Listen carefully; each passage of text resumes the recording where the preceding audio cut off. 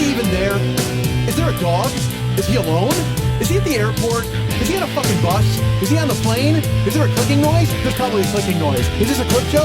I don't know if it's a clip show. It's a fucking show. Just listen, goddammit. Hey, what's happening? Mike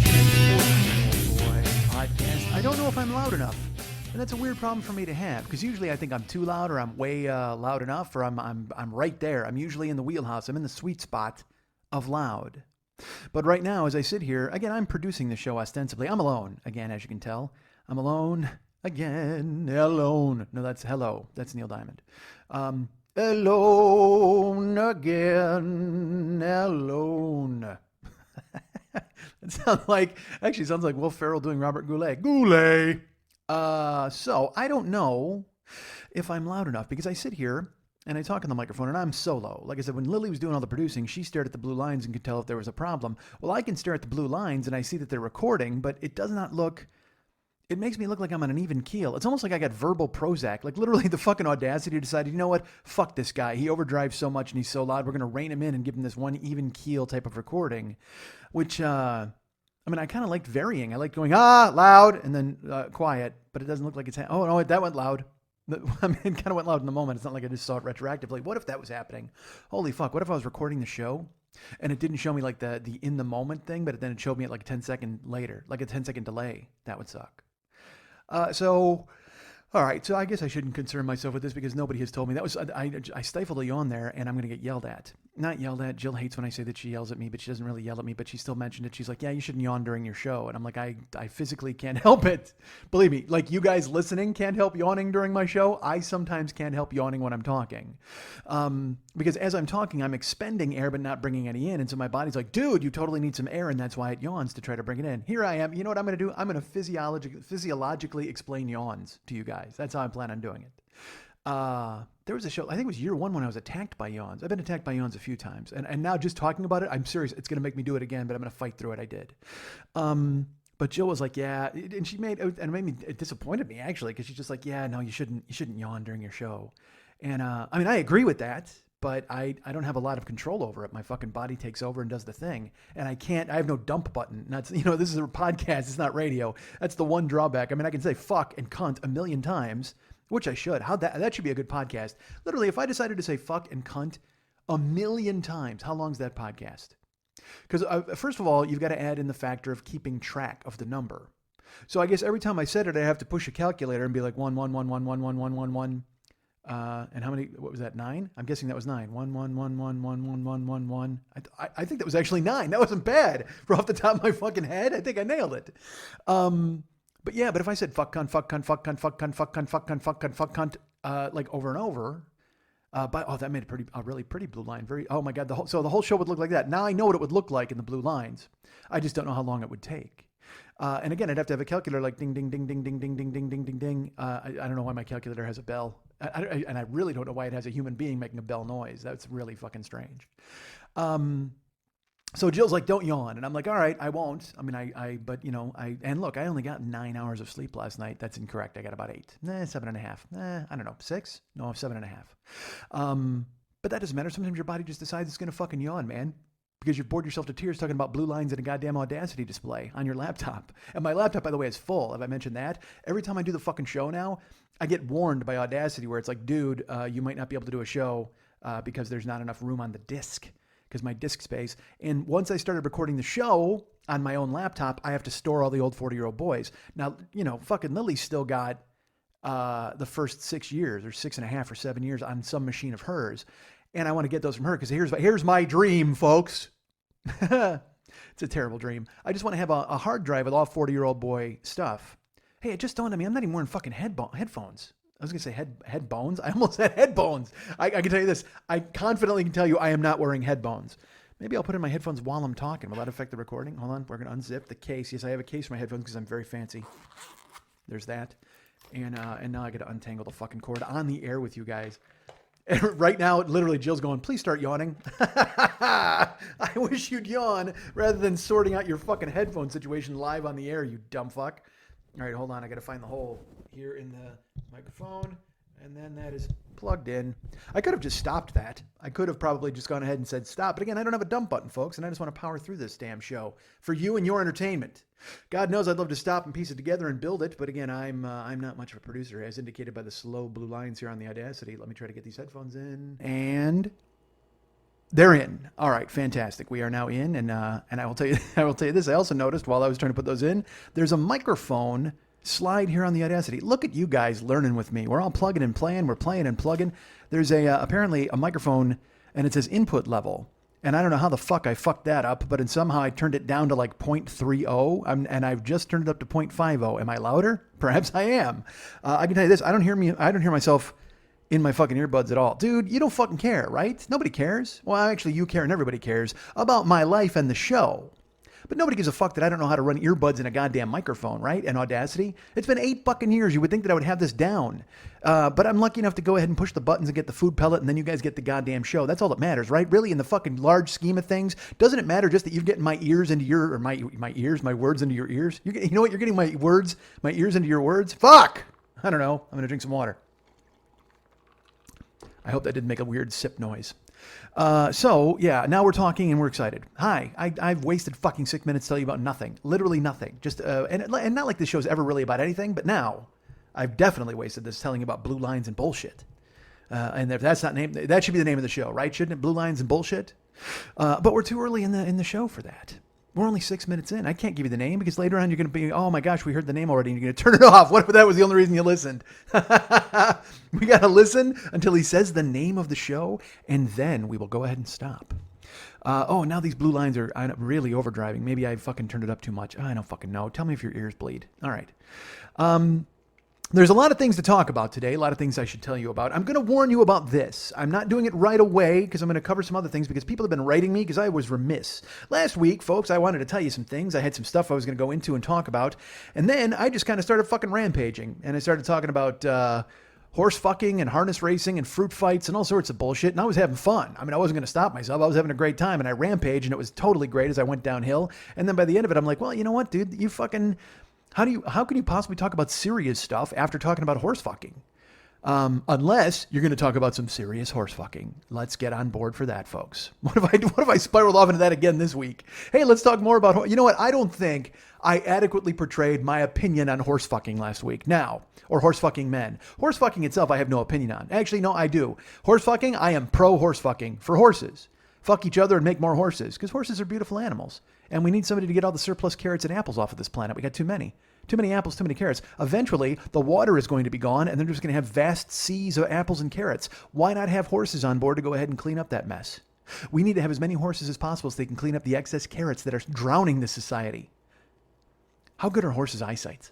They got to be great, right? They got to see that little finish line.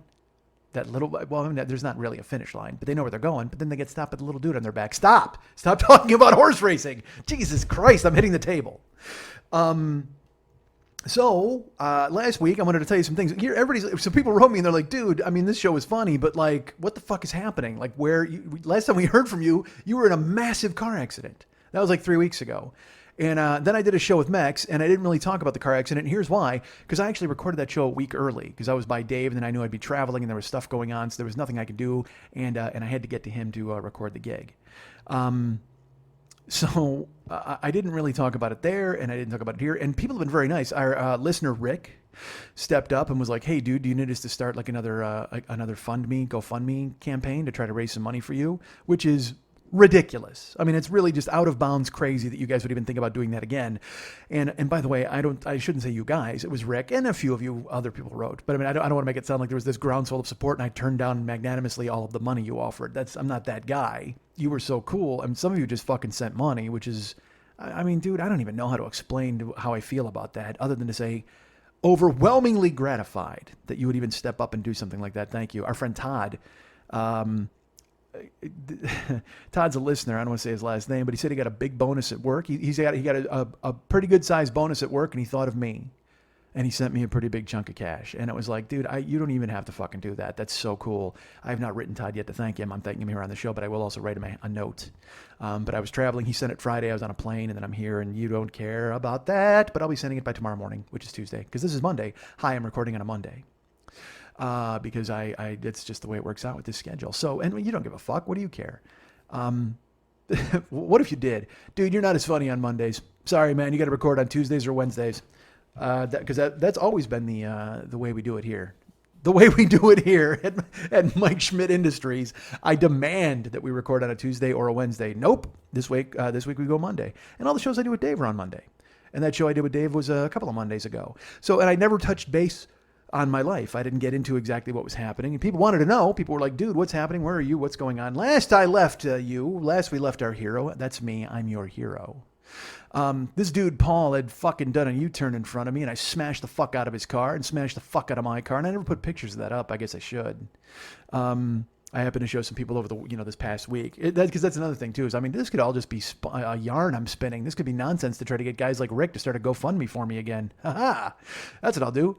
Because honestly, how many car accidents can one person fucking get into in his life, let alone in a year? I mean, I've been in 4 car accidents in a year, motherfuckers. How crazy is that? I've totaled 2 cars in 8 months. And I didn't total. Neither one of those was my fault. I got rear-ended by a drunk cunt from Texas. And then I got fucking crazy actor dude who did a fucking U-turn in front of me in his Ubering career. Guys. Yeah, right, guys? I was going to say guys. Fuck. So, not my fault. And then that other dick fuck cut in front of me at the airport and manufactured an accident. And my insurance company told him to get fucked. And they fixed the car and charged him for it. Good. So that's the only good thing I have with these car accidents. They're not my fault. Like if I was just a constant fuck up who was driving like a psychopath and then getting smashed up and coming to you guys and going, well, can't believe it, but I got another car accident. Then you'd be like, fuck, dude, what the hell? Get your shit together, man. Get a fucking chauffeur or a driver. You do not deserve to be behind the wheel of a car. But I think we can all recognize that since it wasn't really my fault, none of these, the 3 of them, none of them were not my fault. They were all manufactured, that I'm still able to have a license and drive a vehicle. Yes, you agree with me? I hope so. And if you don't, keep it to yourselves. Please don't write me and tell me that I should not be driving a car. I should go and do something else with my life. I understand that. But I mean, I wasn't even in the capacity of, the one I was working, fuck, you don't care. But the bottom line is, I'm a good guy. That's the bottom line of all of this. No, the fucking bottom line is that I was in accidents that were none of my doing, and they totaled 2 of my fucking cars and all sorts of bullshit. So, the very fact that you guys would step up and try to help no matter all of those, and our friend Alan, who listens to the show, actually wrote on the Joker page, I may have referenced this a couple of weeks ago, and he's like, could you just get a fucking job in the entertainment industry? So I can't take another story of the car was destroyed again. And look, dude, Alan, hey, I can't either, motherfucker. It's not like I have any joy in bringing you that fucking story. As I've said, I want to talk about great things. I want good things to happen. I want to tell you about awesome, cool things that are happening in my life. But to have to come over here and fucking just go, and, then when we pulled over to the side of the road and this windshield was destroyed, I mean, that's not a fucking good story. I've been on this for 8 years. We're almost at the end of year 8. I think I've told you about probably 12 car accidents I've been in. Is that true? How the fuck am I still alive? How do I have ribs? Just the fact that my brain capacity still functions to the point where I can do a goddamn show for you guys every week is a minor miracle. So I think we should all celebrate that. Whether I'm getting smashed up in a fucking car or left for dead in a heap or, pulling glass out of my hair 2 days later, recognize that I'm unkillable. Can we do that? Can we just recognize that I'm indestructible as a human being and I'm going to be here forever? The fucking nuclear war is going to be me and roaches. I'm just going to be fucking tied to the hood of some guy's car as they try to use my blood to try to cure cancer, and then a dude with a guitar is going to be just throwing fucking flames all over everybody. I'll be the last Uber driver on earth. There'll be one, I'll be like the Omega driver and there'll be an Omega passenger. It'll just be me and Charlton Heston out there, or me and fucking Nicolas Cage, and they're going to have to ping me and I'm going to go drive them to wherever, just to get them away from fucking zombies and wild wolves. Wolves, dogs, wolves. Now in my dystopian future, it's going to be wild wolves. So man, so people have asked, they've been very nice. And they're like, dude, you didn't kind of fill us in, and people offered to give money, people offered to step up, and all of that was great. So here's what happened. As I mentioned, I was in the car accident. My car was fucking destroyed. And then I wound up the next day. I was supposed to fly to Jill in like 5 days from the time the accident happened. I called her and she's like, why don't you just come home tomorrow? Because you're just going to be fucking sitting there with no car. And I'm like, yes, believe me, I would much rather be having sex with my girlfriend than sitting in my apartment being sad about not having a car. So I said, absolutely. We switched my flight. I came to town. That's when I recorded with Mex that week, and we aired that week. And then, last week I did my show and I was going to tell you about the things that happened. But here's what happened. Well, I was at Jill's for a couple of weeks, I think. And no, not even a couple of weeks, a week and a half. Regardless, I was there and I've been at her house so many times trying to make plans with my insurance company. And they call me and I go, well, look, you got to call me at this, because I have my cell number, which is great. But then they want to mail me something. And I'm like, well, look, you can't do it. And it's funny, Jill has no printer in her house. So they'll say, all right, well, we're sending you these documents. You need to print them out and send them to us. And I'm like, dudes, I don't have a printer. And I don't know if it's archaic to not have a printer or if it's so forward thinking, it's brilliant. I can't figure out exactly what it is because, nobody needs a fucking printer really anymore. Everything's digital. The documents, you can sign them right on the internet, which I wound up doing. But you got to print out like ticket stubs. So she and I, Jill and I will have to go, here's why it's archaic. I mean, it's forward thinking in its brilliance because then you're not cluttered up. You don't need a printer. You don't have to have a natural fucking desk. She's got a laptop. I got a laptop. So who the fuck needs a printer, right? Unless you want to have that weird, it's not weird. It's fucking really brilliant and convenient. That printer that just prints electronically, not electronically, Bluetooth wise or whatever the fuck. It's just, it reads your computer. Like you can do it with your Wi-Fi, your fucking internet, your Bluetooth, whatever. I don't know. Look, I'm old. I'm 48. I can barely type the fucking words on my computer. And like I said, my computer's full. My disk space is completely full. So I don't even know this show may not even finish. I'm in a race against time, the pit and the pendulum. Check the rhythm and rhymes when I'm bending them. That's what I say. And you know what? A download set to anybody who knows what that's from. No, don't. I can't give download sets away. Well, I'll give you Schmitty Comes Alive. Or I'll give you one of those. Yeah, I'll give you one of the live downloads. Why do I run contests when you can just Google it and know what the fuck it is? So, because I think Lily's got that printer that you can just print with no fucking connection. There's no wire. I think. I don't know. I haven't talked to Lily in about 4 weeks. That's a lie. I saw her 2 weeks ago at her show at the whatchamacallit, the Three Clubs when I did and I didn't talk about that, did I? I did 2020 at I did 2020, not just 2020. What if I did 2020? It was me and Hugh Downs doing comedy for an hour and a half. He did an hour and 20 minutes. I did 10 minutes. Hugh Downs is a lengthy motherfucker. Don't kid yourself. Is he alive? I don't know if he is. Maybe John Stossel was there. It was. We did 2020 at the Three Clubs and John Stossel showed up and then Dr. D. David Schultz showed up and slapped him in the side of the fucking head. Is that fake? Huh? Is that fake? Just fucking cupped him in the ear. Sit down, Stossel. That's right. Take it, motherfucker. Stossel's like a knockoff Rivera, right? He's like a knockoff Geraldo. It was like they had Geraldo and they go, we need a guy who sort of looks like Geraldo. So like when we send Stossel on stories, they'll think it's Geraldo and they'll open up like they're talking to a famous dude. But in reality, it's fucking John Stossel. The guy who got Stossel, he got jostled. He got Stosseled. He got Stossel jostled. That's what happened. Dr. D. David Schultz, Stossel jostled him right in the fucking ear. Bam. And he was bleeding. Dude, that was brutal. God damn, I loved that show. I think I watched that with Matt Cummings, who I just saw recently at a fucking wake. How weird is that when you reconnect with people that you haven't seen in so fucking long and then you see him at a wake and you're like, oh my, I haven't seen you in fucking 25 years. And he looked great. Matt Cummings, he got like kids. He lives in Georgia. Why am I telling you all about Matt Cummings? For no reason.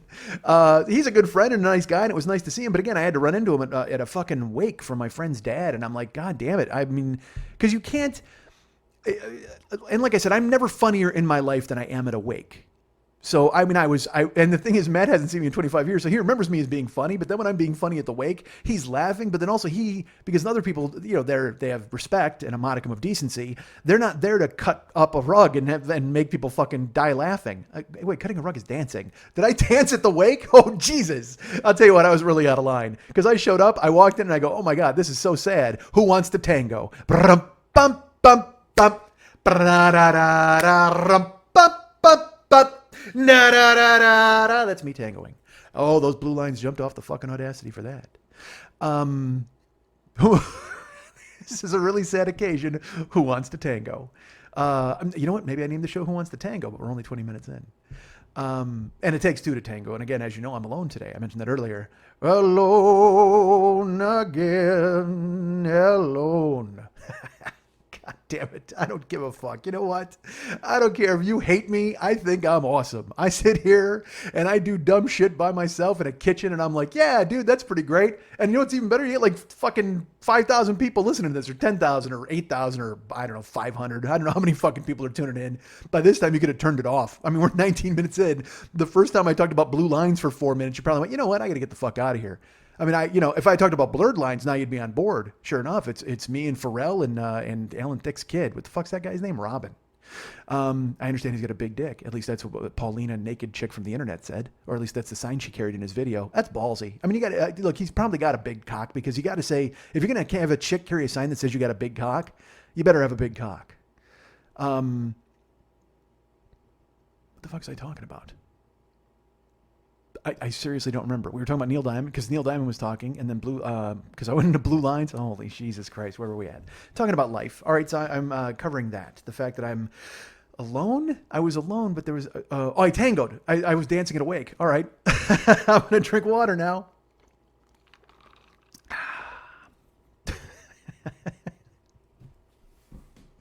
This is what this fucking medium has come to. Me going, after drinking water, like a goddamn 7-Up commercial. I just took the Nestea plunge for fucking 8 million people. That seems high. I've overestimated my audience certainly there. Unless I'm thinking about cumulatively. I think the listeners in the future who go ahead and dig this up at the time capsule, they're going to be like, oh man, let's see what the 20th century culture was. Or 21st century? This is 21st century. I don't know. I'm a 21st century boy. Or a 20th century boy. 20th century boy? I don't know. But now I want to be your dog. So, I was at Matt Cummings' house watching 2020 last week, and then I met Lily there. Jesus Christ. No, we did 2020 at the club, and it was me and Mike Siegel and Sharon Houston, and very funny people they are. And I'll tell you, well, should I tell you now about 2020, the next one? I guess so, because I don't know who listens to the plugs and who doesn't. We're doing 2020. April 18th is the next date.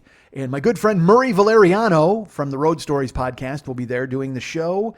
And it's funny, Jill, here's my girlfriend. She says, hey, I like that show, that Road Story show. And I'm like, she goes, you should do that. I said, I've been on it twice.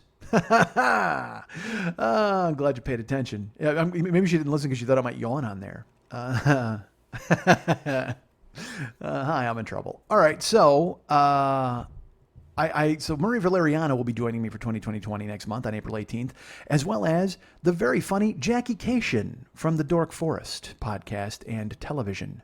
She's been on, Conan and all sorts of shows. So Jackie Cation, Murray Valeriano, and me, April 18th at the 2020 at 3 clubs on Vine at Santa Monica. It's Monday night, 7 o'clock. Tickets are on sale now. Go ahead and get them through Gold Star for $5, or get them through Brown Paper Tickets for $8, I think. I don't know why you do that with the Gold Star link, but I'm going to put that up today, and it'll be on the Facebook page, which is Monday, and you don't give a fuck, but I'll put it up on Thursday as well, and you'll see it then. All right, good. So I don't even know why I spun. Oh, because I had a good time at 2020. We had certainly a small crowd, but it's the people like our friend Tom and our friend Bill and our friend Erica and her son Eric and her nephew Christian, and then their friends Audrey and Penny, I think. I don't know. Or is that the 2 girls from Lost in Space? I don't know. But we had a crowd. And it was nice. Murray showed up there to hang out. And then that's when I said, hey, you want to do this? He said, yes. And then he texted me 9 different texts telling me how to get a bigger crowd and how to promote a show. Good for you. So you mean me just putting up one Facebook ad every 2 weeks isn't going to get people in the seats? Shocking. But also it's a Monday night at 7 o'clock, man. But I don't want to use that as an excuse. I want to book good comedians. Like this month, I don't know if I mentioned, I've got Murray Valeriano from the Road Stories podcast and Jackie Cation from the Dork Forest podcast joining me, Mike Schmidt from the 40-Year-Old Boy podcast. I'm on that right now. I don't know if you're aware of that. You're tuned in. You're locked in. Your dial is locked in at KMIKE, KME, I don't want to say KMKE because that's the fucking Milwaukee airport. So every time I got to type it in, I type in MKE and I'm like, oh, you know what the only thing missing from this is? I'm missing, because then it would be Mike. So we were talking about 2020, and then I was at Matt Cummings' place, and my life. Hi, let's talk about that. God, you know what's funny? I don't even know how long we're into this show. I don't want to look. But I do know that just this week, I subscribed to a music newsletter, and I don't want to say the fucking guy's name because whatever. But he writes a big newsletter with a big subscription base. And Todd Rundgren, I guess, was on Maron's show a couple of weeks ago or a week ago. And he wrote an article about it, and he talked about basically whatever. He was fucking critical of Mark, but he loved Todd. And then he printed a mailbag where all these people wrote in, and the people wrote to this guy, and they're like, hey, man, I loved that show. Todd was great. But yeah, you're right. That Mark guy's terrible. And all these people that were shitting on Mark. And then there was, I would say that probably 35% of the people who wrote that he printed were on board with Mark. And they were like, dude, you're wrong, man. But the other people, it was so weird to hear them. This guy's like, yeah, man, I had to listen to fucking 10 minutes of that guy talking, and I had to turn the show off. I couldn't even wait to get to Todd. Well, first of all, motherfucker, don't you have a fast forward on your iPod? I mean, how old are you that you don't know how to jump the fucking time? But second of all, I can't even imagine these people listening to this show. Like, I mean, because I hear all the time people like they'll tease Mark, or that's their big thing is, oh yeah, the opening with just Mark is terrible. We got to get to the guest. Well, fuck that. Mark's a funny dude who he can hold his own in a conversation. And I'm sure in the beginning of the show, he's doing what he can to be as funny as he possibly can and relate something about life. And he's got charisma and he's got charm and he's a broadcaster. He knows what the fuck to do. So you assholes who want everything fucking immediately, first of all, you can jump that 10 minutes or whatever the fuck if you want to. But second of all, why did you fucking, and again, maybe they just rattle Mark's cage because it's fun and they realize that because he actually does not suffer fools very well and he wants to fight. Like, cause I'll get shit on all the time on Twitter or whatever. And I'm just like, whatever the fuck. And I should engage more, I suppose. I mean, I guess I should, because I shout and yell on this fucking show. Perhaps I should just do that through social media as well and just let people have it. But I don't know. Maybe I should or maybe I shouldn't. What the fuck does it matter? Who cares? Who am I fighting with? And my brain is scrambled anyway. I don't know if you've heard. I've been in 15 car accidents since this show started. That's 2 a year, folks. That's 2 a goddamn year. I have car accidents like most people get checkups at the fucking doctor. The only way I get to see a doctor for checkup is I have a car accident and I got to go in and he gives me a once over. And Jill keeps busting my balls because I didn't go in for this accident. She's like, dude, all right, let's do this. And well, let's not do this because you guys will do it and I shouldn't fucking do it, but I'm going to say it anyway. Fucking Jill busts my balls and she's like, hey man, you really should go to the doctor. I'm like, well, yeah, but I'm coming by you and it doesn't make any sense. So then I'll come here and Jill, she has like a neck thing and I don't want to get into it, but I'll rub her neck for her and stuff. And she kind of needs to take, some Aleve sometimes and she needs massages, whatever. She's got stuff going on. So I'll say to her all the time, I go, honey, you got to take care of yourself. You got to go to the doctor. And her response to me will always be, well, you were in a car accident and you didn't go to the doctor. Honey, you were supposed to go to the doctor after a car accident. And I'm like, I was on a plane to you in 9 hours. How the fuck am I going to go see a doctor? And she's just like, well, I'm just telling you, if you want to tell me to take care of myself, you should take care of yourself. And I'm like, I'm fine. I know I'm fine. She goes, sure, you're fine. And then she brought home groceries and I put them away and I put the hair mousse in the cabinet with the Triscuits. Now, I don't know if that explains that I might have had my brain rattled a little bit. Maybe it does. But it was also an honest mistake. And it doesn't mean that I need to go get a complete neurological workup just because I put the fucking Aussie moose kangaroo fucking stuff in with the garlic Triscuits. That's what happened. You know what? Maybe I'm creating a new snack sensation. You ever think about that? Maybe I want to have the mousse handy so I can spray that on the garlic Triscuit and knock it the fuck down. And you know what? Maybe I just want to, I want to do mousse like whippets. You ever do whippets with whipped cream? Just fucking bang a couple of shots in your mouth at the goddamn stove or the stove. I keep my whipped cream in the stove. At the fridge. Bang a couple of shots in there. Maybe I do that with the mousse. I shake it up and boom, boom. I just pop a couple into my mouth and my throat's never looked more shiny. Oh my God. I got the shiniest throat in the business. This is a business, right? I believe it is. This is a business, kid. You ain't too far gone to see that. Hey kid, how's the family? Ha-ha! A little Moore's Day for you. Moore's Day and the guy who owned the club, the big dude. All right, so my point is, I don't need I don't need to see a doctor. That's it. I don't need no doctor. So I was in the car accident, and then I came here, and I did not see a doctor. I was supposed to, from what I hear, but I don't need no doctor. Have I mentioned that? That's actually, that would be indicative of how fucked up my head is if I actually thought I had to say I didn't need a doctor again. So my life is fine now. Everything's okay, but it's not okay. Well, as I was here, I came to see Jill, and I remember I told you the last thing I did was I went to that Paul dude and I shook his hand and I go, don't fuck me on this. Like, really. And he's just like, I understand. I won't. I'm so sorry. Well, I've been through this accident thing for so long. Getting fucking claim numbers and having to call dudes and getting referred to another dude. They got to tow the car to some fucking shop. They got to look at it. They're like, oh man, your fender, it needs this. All the same nonsense that I have dealt with, like I said, 21 times in 8 years I've been in car accidents and I've had to deal with this. And it's always this long, drawn out, arduous process. I flash back to last year, my birthday week, when we had gone to Pennsylvania, my wife Jill and I, and we had gone there for my birthday and everything. And we were there to, go to games and stuff. And I'm standing on like a fucking street corner in Maryland arguing with a Geico representative. I'm on the phone at Hershey's Chocolate Park. I'm on the phone arguing with a dude about fucking claims and being denied and how much I can get in this and Allstate and dude. So, I mean, I've been through this shit. Every time it's always some fucking weird telephone Olympics where I've got to pin somebody down and get some fucking answer. So I leave to come visit Jill and stay here, and I figure, I'll hide here under the coats until it all gets better. I'll make whatever calls I got to make. I'll do whatever I can. The good news is the whole time I get to look at Jill naked. That's all that matters. I could have done it at my house. I could have stayed home in LA for 5 days and tried to figure it out, but the scenery, much less exciting there. So I came here, and you've asked, so I'm answering. Everything is fine. That's the short answer. In an unbelievable record-setting performance, I was talking to Daniel at my insurance company. And I should say this, before I even spoke to Daniel, I got a phone message from his insurance company, Paul's, not Daniel's. Daniel's insurance company called me. I don't know why. Perhaps because when I told him this long-ass story about the 14 car accidents I've been in a year, he just crashed his car and I was responsible. No, it turns out that Paul's insurance company called me and they said, look, we just don't want you to worry. We're taking responsibility for all this. And we're going ahead and we're taking care of your claim. So just letting you know, let us know what you want us to do. We can either get it to our shop and evaluate it, or you can use your insurance, whatever. Which was refreshing. So then when I talked to Daniel at my insurance company, by the way, the gayest Daniel in history, even gayer than Daniel Cock in Your Ass. I don't know if you met him. He was a singer. He's a burlesque performer in England. But this Daniel was but he was super cool and friendly, and he tried to help me out. And I told him, I go, look, what do I need to do here? He goes, well, we'd prefer to be the ones to fix the car. I understand if you want to go through them. I go, no, fuck it. I go, I want you guys to handle everything, but I just want to make sure it doesn't cost me a dime. It doesn't cost you a dime. And he goes, no, we've already talked to them. They're taking responsibility. Everything seems to be fine. We'll go ahead and square it away. And then within 2 days, they declared my car a total loss. They told me they were going to issue a check, and I said, okay, great. Can you do me a favor and send the check to, and I gave them Jill's address. And they said, we're not sure exactly where that is. Is there a zip code or anything? I said, just look for the hot naked woman in the window. You'll know exactly where I am.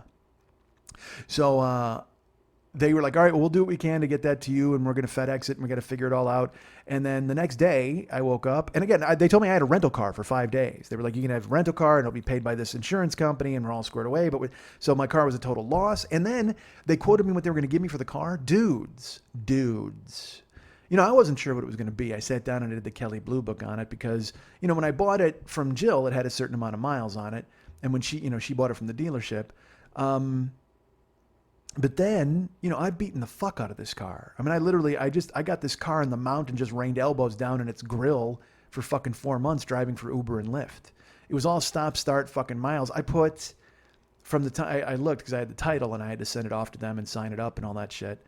I got it back home in September of last year. So September to February, that's in 6 months.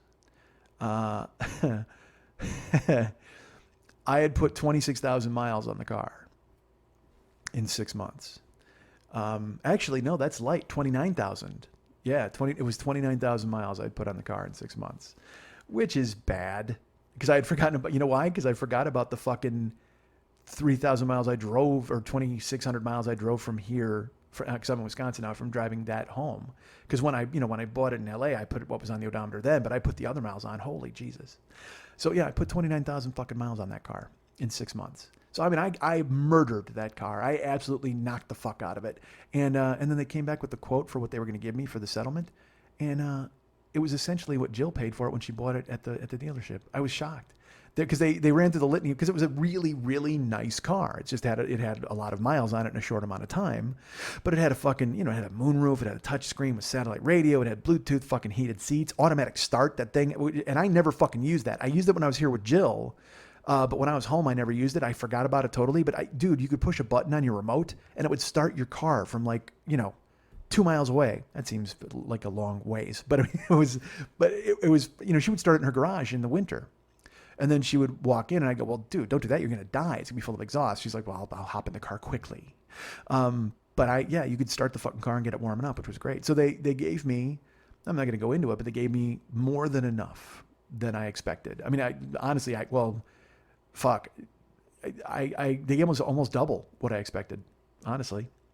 So that was great. So then I had to go, but then I got to go buy a fucking new car. That's the thing. They deserve to give me that much just for the fucking hassle of going to look. And you know me, I don't want the hassle. I just want a fucking car. I don't want to deal with anybody. I don't want to go and have to hold hands. And the last time it happened, that guy was trying to help me buy a car, and 4 months later he died. So the process was just as bad on him as it was on me. The friend of Jill who was going to help us, and then he fucked us. He wound up dying. I don't know if I even talked about that on here. So that guy, it wore him out just as much as it wore me out. So I know what the process is like. So Jill and I were talking, and she's like, well, what do you want to look for this time? And I said, well, I don't know. The thing is, I really don't want a car payment. I don't mind going through a dealership if we have to, but we still have the Corolla we bought together, and we're going to have to buy another car together. And it's just, I don't make a lot of money. I make enough to cover my nut and to try to pay back Jill some of the fucking money she's dumped into my life.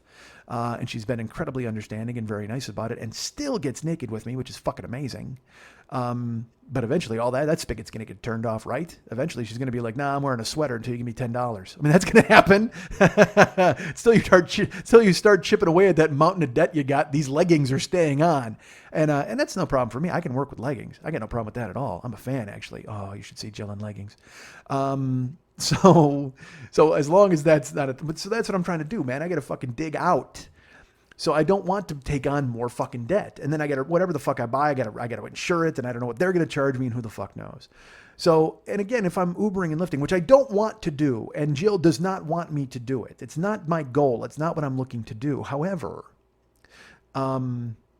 right now it's what I can do and have to do. I just applied for like a writing gig. I think I told you last week I did. And I'm sure I won't hear on it, but it doesn't matter. I'm inspired to do those sorts of things now. And hopefully somebody will catch me and bring me in and talk to me. And when they get me in the room, they'll go, oh yeah, this is a guy we want on the team. This is a guy we want on board. This is a guy who shouldn't be shuttling old ladies and drunks all over the fucking town and beating the shit out of a fucking car he acquires. But in the small term, in the short term, I have to drive when I get back to LA. So Jill and I are trying to figure out a car. And I'm like, look, I still want to look at hybrids. I still want to look at this small car, but at the same time, it's got to be decent enough to where I will drive people around. So I'm not even joking. Last week, Jill sits down with the laptop. I'm not even in the room. And she goes to Craigslist, because we were going to go drive into dealerships and looking at cars and stuff. But she sat down, and when she went to fucking Craigslist, and she put in hybrid. Now, I think I may have told you that there was a guy I knew who was offering a Honda Element. And I talked to my mechanic. He's like, that's a really good car. And I said, well, the problem is it's 2008. It's got 137,000 miles on it. 137,000 or 138,000. And my mechanic is like, well, that's okay with these kinds of cars, but do not, because the guy wanted 11 grand. He's like, do not pay that. Like, really beat the shit out of him on what you're offering. I was going to offer this much. He goes, now you got the idea. He goes, that's exactly what you should do.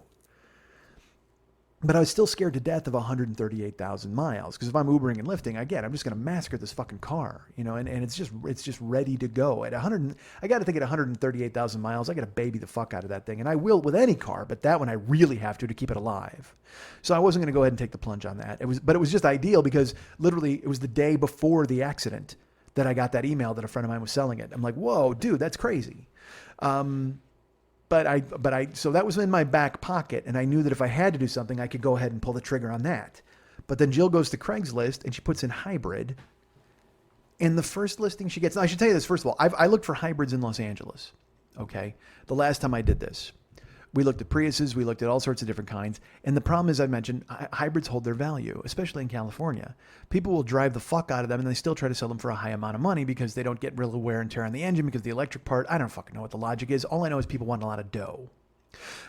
In fact, the hybrids that I was looking at in the in California, they had like 150,000 miles, 180,000 miles, and they still wanted like $9,000 for the car. These are 2006s, 2007s, 2008s, and I was kind of looking around that. And, but I don't give a fuck if I'm buying a Magic Carpet that's guaranteed for 5 years. It's going to still have frayed edges if it's got 180,000 miles on it. Somehow, somewhere, Aladdin took it out one night and got drunk and vomited all over it. That happened, or fucking Shofar. Is it Shofar? Who's the bad guy in that movie? I don't know. Did he steal the carpet one night and he went out drunk? He went out drunk flying? I don't even know how the fuck I thought of that analogy. So I wanted a hybrid, but they're too out there. But Jill opens up Craigslist of all fucking places and puts in hybrid. And she comes, literally the first car she sees in Wisconsin. It's a Toyota hybrid Camry. Not a Corolla or anything, not their fucking Leaf, or I know Nissan's the Leaf. What does Toyota have? I don't know. But it's a Toyota Camry hybrid, 2007, and it's only got 58,000 miles on it. That's like 100,000 less than anything else I've seen in California. And the price is like right in line with what people want for the others. And in my head, I'm like, well, there's got to be something wrong with it. There's got to be blood stains all over it. There's got to be a body in the fucking trunk. I mean, I have no idea. So I contact this dude. Well, let's put it this way. I write him an email and he doesn't fucking answer me. Dudes, if you're selling a vehicle, if you put out a fucking car that you want to sell, don't you want to get people to buy it? In other words, don't you want to answer their fucking queries? I mean, this dude, it had only been up for a day and I fucking wrote him immediately because I wanted to swoop the fuck in there and at least take a look at it. So it's a 2007 Toyota Camry hybrid. It looked amazing in the photographs. And he doesn't get back to me. And I'm like, motherfucker. So then we looked, there was another car. There was a Maxima.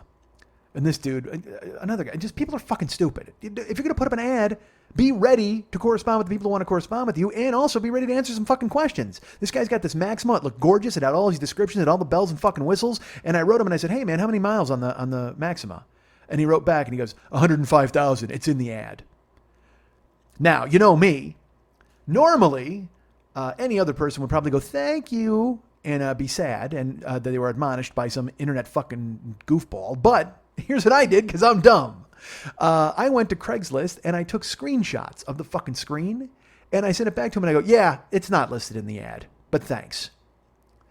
And I know that my sarcasm bled through and so because he immediately wrote me back and he's like, it's a really nice car. I'm really, sorry about that. And he totally goes in and changes the ad, but it was like, fuck you, man. You want me to give you 10 grand for a fucking car and you're going to be a snotty asshole to me in a text? Fuck. And again, you also write back 4 words. Fuck you. 105,000. It's in the ad. Fuck you. Well, guess what? You can keep that Maxima. But the fucking Camry guy didn't get back to me. And then the next day, finally, I write him 2 more times. And which, I probably looked fucking eager, but I don't give a fuck. I need a car. And I just wanted to go look at it. So then he writes me back. He's like, yeah, you can come and take a look at it. So we had to meet at a neutral place because he needs to make sure I'm not a murderer and I need to make sure he's not a grifter. So we meet at some fucking place. Jill and I go take a look at the car. We get out. I mean, it's beautiful. It's like gold.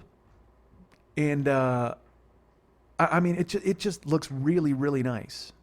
And I don't mean like really nice for a 2007. I mean, there's nothing wrong with it. It looks good on the outside. And when I say gold, I don't know, brown, copper, I don't know, fucking muted. Who knows? It looks like it's not a penny, but it's not Fort Knox. Does that fucking make sense? Does that matter? Do you care? Are you home right now just going, I got to know the specific color of this car to enjoy this story? I don't know why you're a Southern sheriff. So we get there and we look at it and we take the walk around. And, he's a Wisconsin dude. I mean, I don't want to say the guy's name, but he's got a straight up Wisconsin name. I find out later his last name, and I'm like, of course, that makes sense. But he, he's got like a Packer hat on, I think, or no, Badgers. He had a Badgers hat on, and then he had a fucking, jacket, and he's just like, well, and he tells me the whole story. Apparently, he bought that car for his daughter. Now, first of all, he doesn't have his Carfax, I should tell you that. And his wife is in his car. She won't come out and talk to us. So then that's why I'm really worried. I'm like, are they going to kidnap Jill and then murder me? How's this going to work? I mean, I don't know if they're like, Ed Gein was from Wisconsin. So who the fuck knows what these people are capable of? I don't know. But we look at the car and Jill finds a tiny bit of rust by the wheel well. But we open the trunk. It's clean. It's all vacuumed out. We take a look and I go, hey, can I drive this thing? He goes, yeah. He hops in. We drive up and down. And it's fucking gorgeous. It's got everything. The only thing it does not have, it's got everything. It's got Bluetooth. It's got your moonroof. It's got the heated seats. It's got all the bells and most of the whistles. The only whistle it does not have is satellite radio, which that's okay. I can get that put in. I mean, I know you're like, oh, Mike, you jerk. You don't need to fucking pay for satellite radio. Guess what? Yes, I do. You have no idea who I am as a person. Yeah, I cannot live without satellite radio or cruise control because I'm lazy and I like to be entertained while I'm relaxing. When I take my foot off the gas pedal and let the robot do the driving, I've got to listen to an old fucking whistler to go ahead and get me through. The old Dragnet show, any of those motherfuckers. Bob Bailey and yours truly, Johnny Dollar. I got to hear all those shows. So we drive up and down, we park, and the guy's like, all right, I want this much for it. And here's my favorite thing. All right, I'll tell you. Do I tell you what he wanted for it? Nah. God forbid I give you that deep a glimpse into my business dealings. I know you don't want that. So he leaves Jill and I to sit in the car and negotiate it alone once we park. And we're talking. And here's my favorite part about Jill. She's just an investigative genius. Because we watched the ID Network. At the time, the guy had not given us his name. I told you I know his Wisconsin name. But at the time, he had not given it to us. So Jill goes to the glove compartment, finds his registration. And then in her mind, she's just like, yeah, all right, I got that guy's name, so we'll find him on social media just in case he's a rip-off artist.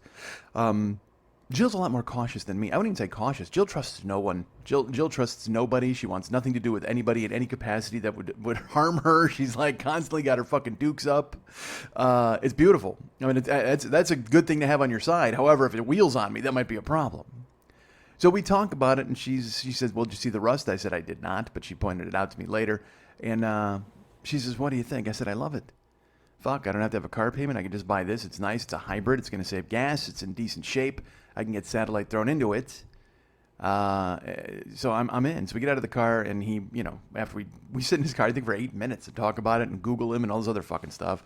And we go to talk to him, and he says, what do you think? And I said, well, and here's my favorite part. He said, say he wanted $20,700 for it. He says that's what he's kind of firm on it. So I look at him and I go, you know what? Here's the thing. I got to drive this back to California, which means I got to register it there. And I really wanted satellite radio, which means I got to get that put in. So is there any way you'd just take $20,000 for it? So basically, I told him, hey, we're going to knock $700 off of this because of stuff that I want. Like I convinced him, I Jedi mind tricked him that it was his fucking fault. Dude, how dare you fucking sell me a car in Wisconsin when I live in California and one that has satellite radio lacking? How would you fucking think about that? So I dropped that on him, and he thought about it maybe 4 seconds. He's just like, done. And he puts his hand out, and I fucking shook his hand. So it was great. I got $700 knocked off it. He told us the history of it. He goes, yeah, we've only had this car for like 6 months. He bought it for his daughter, and his daughter stopped making payments on it, so he took it away from her. And there's that small part of me that's like, oh man, I can't believe I'm stealing some little girl's car. And then there's the other part of me that's like, thank God for the deadbeat daughter. Yeah, look at me with a score. Way to go. I'm glad. You know what? I love a chick who doesn't pay her bills, and it results in me getting a fucking windfall. Good for you, lady. So that's it. So I went and I bought the car, and I'm back in Wisconsin now, and we are driving it back home. Driving it eventually in like a week. I don't know, next week. So I got to go pick it up. So it's weird. I went and dropped off a check for the dude, because then then the game of caution starts. I don't know him, he doesn't know me, so he's like, can you get me a bank check instead of just a personal check? And I'm like, yeah, it's not a problem. I was gonna PayPal him the money, but I didn't even know what the fees would be on that. But he's like, yeah, if you want to send that'd be great. I said, all right. Then he's like, no, I need a bank check. So I went and got a bank check, and I'm like, do you want a screenshot? Do you want your full name on it? I went to all the fucking negotiations. But the bottom line is, I bought a car. Our new car is a 2007 Toyota Camry. It's only got 58,000 miles on it. I got to get the satellite radio thrown in it, but fucking there you go. So people have been writing me and are like, hey, dude, what's going on with your life? That's it. That's who I am now. I'm a guy who drives a 2007 Camry. I guess that means I'm old. I mean, I've never felt more 48 than I have when I've negotiated with a Badger hat in a fucking parking lot over fucking $700. Hey, what if I gave you this much, man? Because I totally got to drive it to California. And having that weird conversation where he's like, yeah, my daughter stopped paying for it. I'm like, kids. I have no idea. I don't know a fucking thing about kids. If anything, that conversation's me going, oh yeah, your daughter's awesome. I totally would stop paying for it. Good for her. I would absolutely side with the daughter, but right now I'm glad that the daughter fucking capitulated and gave him the car, or at least he took it away from her. And then it was on the board for me to purchase. So here we go. I'll be riding back to California soon. I don't know why I say that as if it's a surprise or a warning. Perhaps it's a warning. If you're out there, keep an eye out. Because I was there last week. I guess I should say, riding back to California, but I was there for a few days. After the car accident, I flew home to Jill, but then I was actually there last week for, I had to be there, like I mentioned, for 2020 has done it again. And then I was there for my show at the Improv on Friday, which went very, it was okay. I don't know. I was all right. I wound up just talking. I'll talk a little bit about it. Our friend Jamie was there. I'm going to name check everybody who was there. Tom was there, and Ben was there, and our friend Jamie was there, and Jamie's friend Lori from France was there, and Sam from the Improv, she was there, And then Dax was in the sound booth. I don't know why the fuck I'm running down names. Is there anything more boring than me running down a fucking roll call who was at my show on fucking Friday? God damn it. It was a small crowd, basically, is my point. I'm going to stop running down names. But then afterwards, like the guys at the Improv thought it was a success, which is fucking bananas to me. Because I'm like, yeah, that was. I almost apologized. I'm like, and they're like, it's a 6:00 show on a Friday. They go, we've done these podcast shows for a while now, and some of them get nobody. Like, this is actually a decent crowd for one of these things. Which, if I were to tell you how many were there, you'd just be like, that's actually bad news for the Improv, honestly. But they're doing these 6:00 shows on Thursdays and Fridays, and it's podcasts, and I guess some of them don't get much of a crowd out. But it's also hard because it's fucking 6:00, man. Who the fuck's gonna come out at 6? I can tell you who. I just said some of their names. But I was on stage at the Improv, and again, I kind of. I started walking on chairs because that's what I do apparently at these shows now. And I even said, because I wanted to, whatever. The guy started to play Pearl Jam, so I said, I'm going to climb into the rafters like Eddie Vedder. I'm a weird person. And so then he really started to crank Even Flow. Well, no, actually, I said it before he started to play Even Flow. Then he played Even Flow, and I go, oh man, now I'm definitely going to climb out there.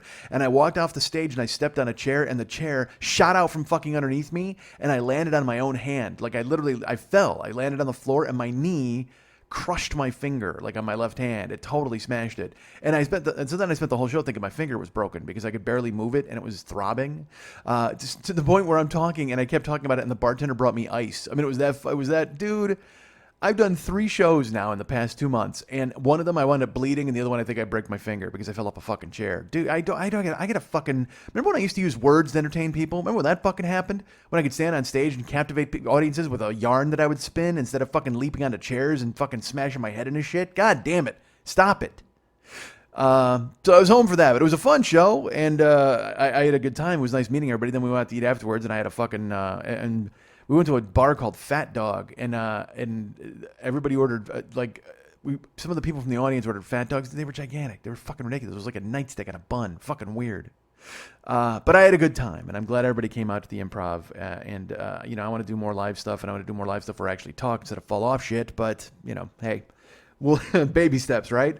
So thank you again for everybody who came out to the Improv. But I was home, like I said, I had 2 shows. I was in, because I could have stayed in Milwaukee, but if I didn't have the 2 shows. But also there was another thing I did last week while I was in Los Angeles. I had bought ticket, I should say, because I went solo, for Batman v Superman. I don't know if you've heard of this movie. I'm sure nobody out there knows what I'm talking about. Let me caution you that.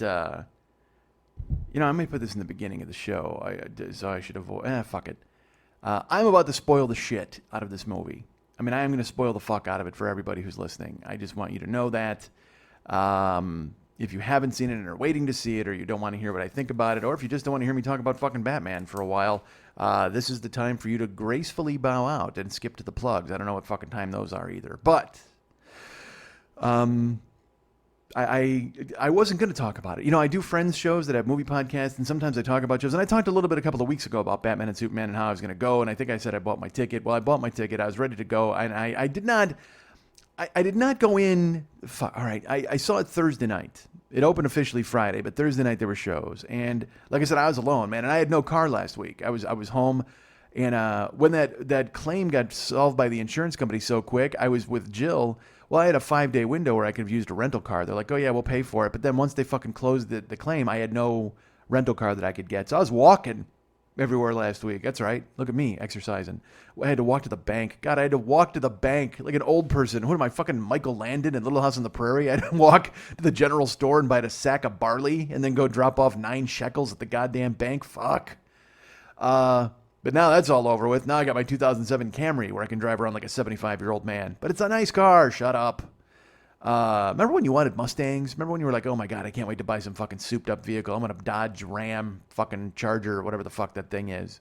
Nope. Now I've got a brown Camry. Remember earlier I was like, it's beautiful, it's gold, it's copper. That's a lot of me talking myself into the fact it's beautiful. It's not beautiful. It's just in really good shape.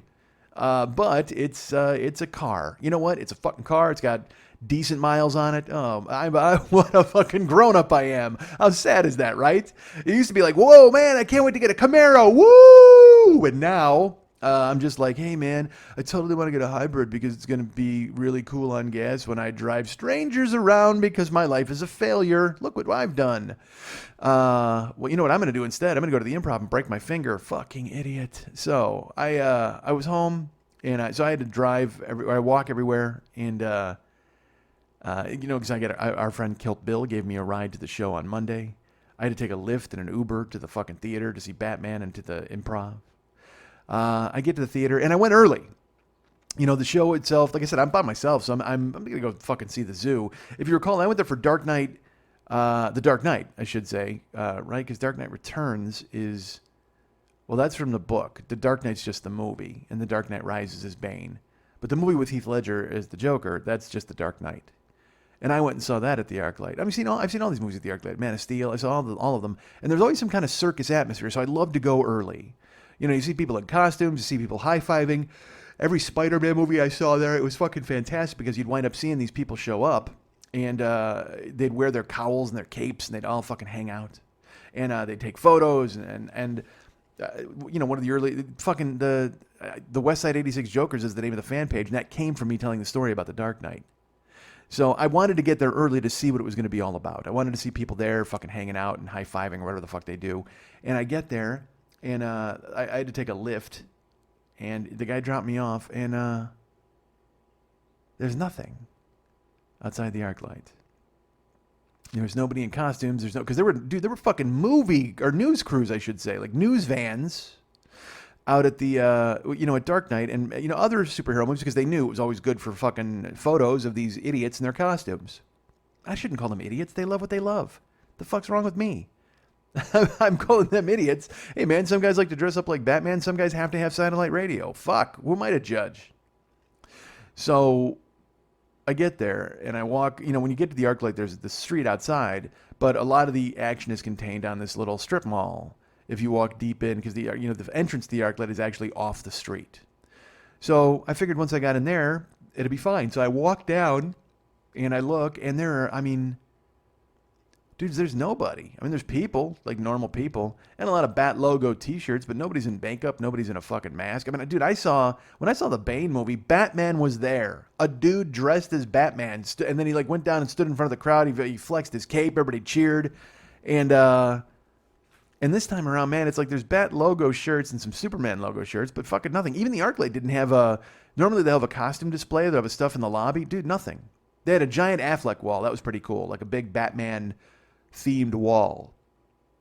But that was around the corner. I will tell you this, the first thing you saw when you walked into the ArcLight entrance by the dome, they had a wall of Suicide Squad stuff. And I had heard, whatever, the buzz on Batman and Superman. I was going to see it no matter what. I was just fucking going to see it. But the buzz on it was less than stellar. Let's put it that way.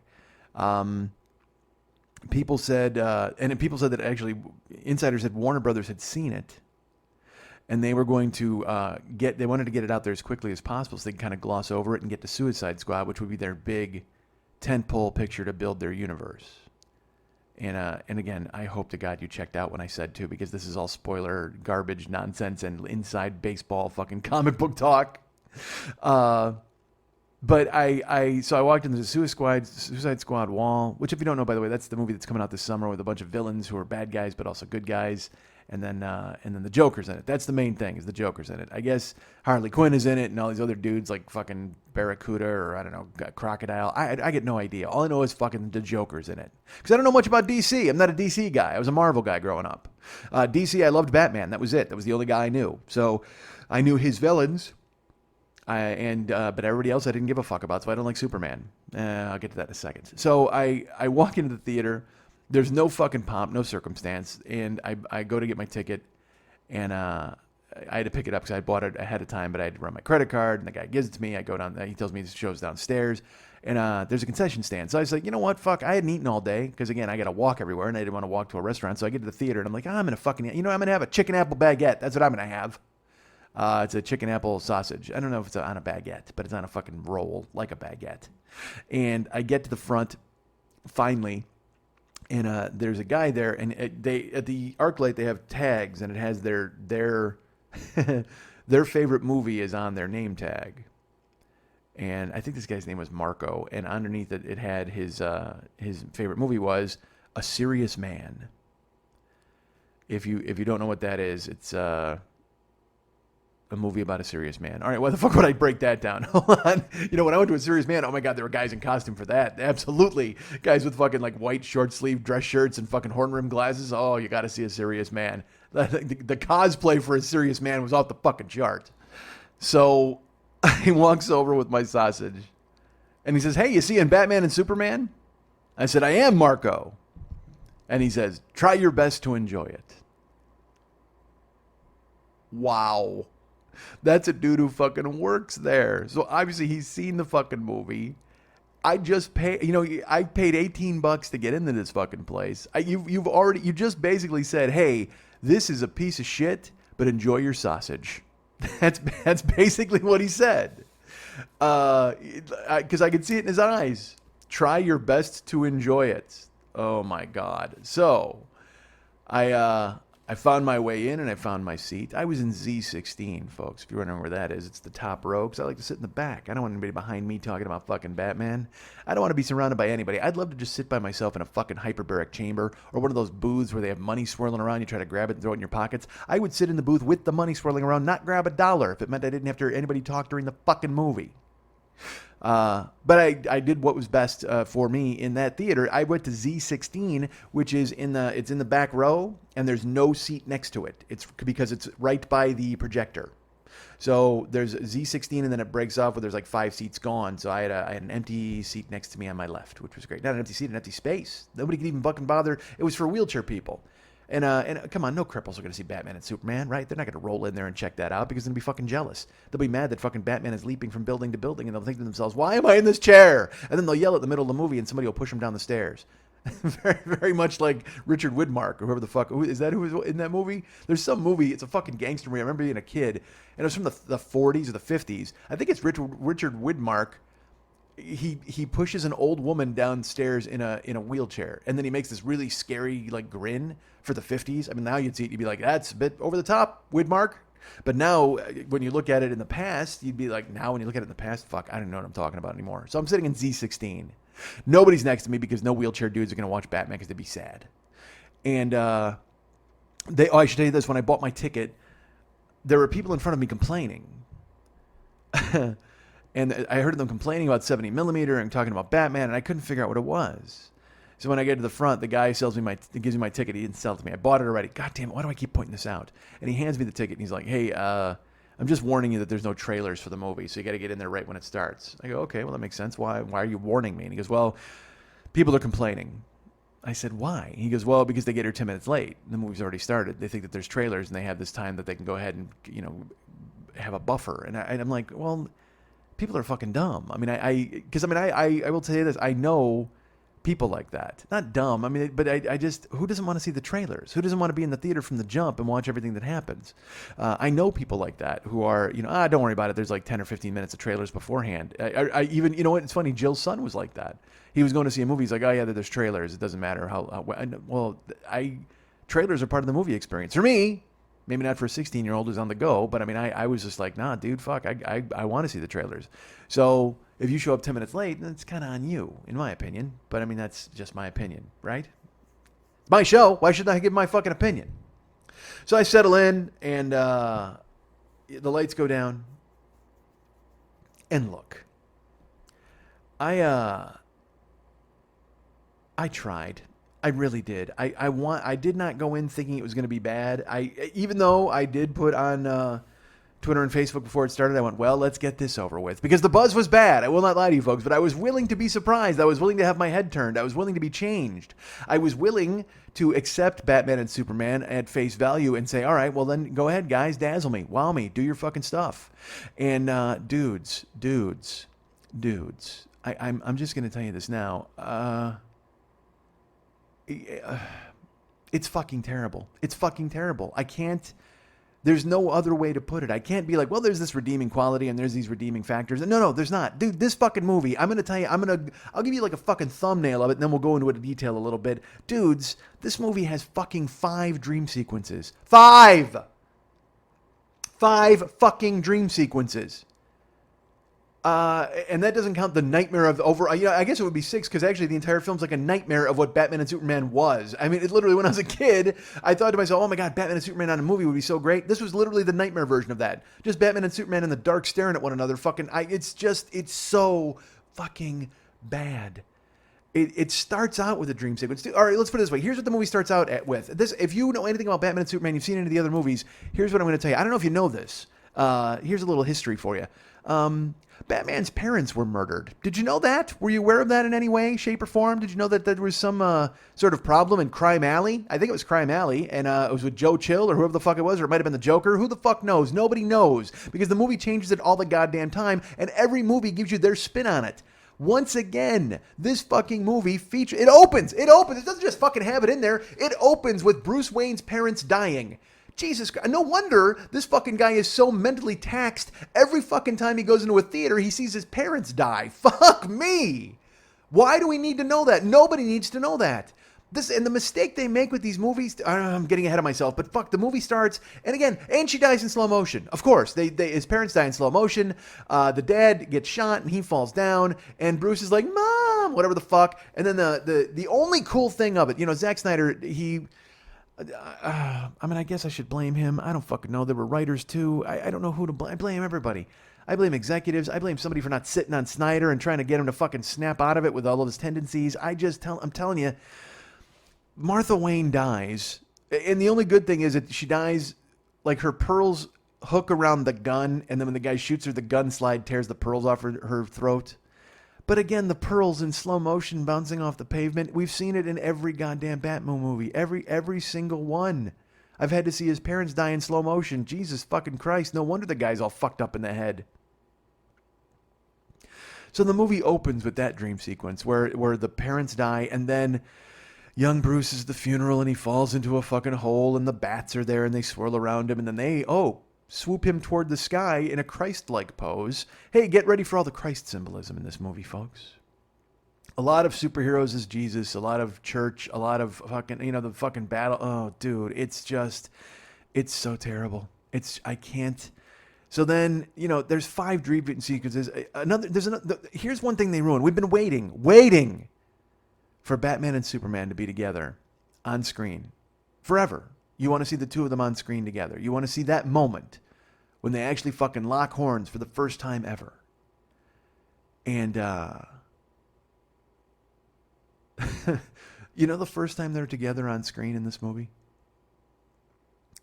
The first time they're ever together, not even in this movie, in any movie, the first time Batman and Superman ever share the screen is in a dream sequence where Batman is tied up and kneeling on the ground.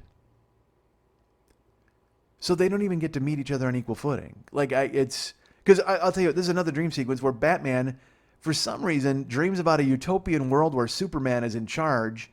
And with Superman in charge, there are troops who follow his orders. It doesn't even make any sense. This is the thing. It makes Batman into a dumb fuck. Why would Batman have these fever dreams about Superman controlling the army?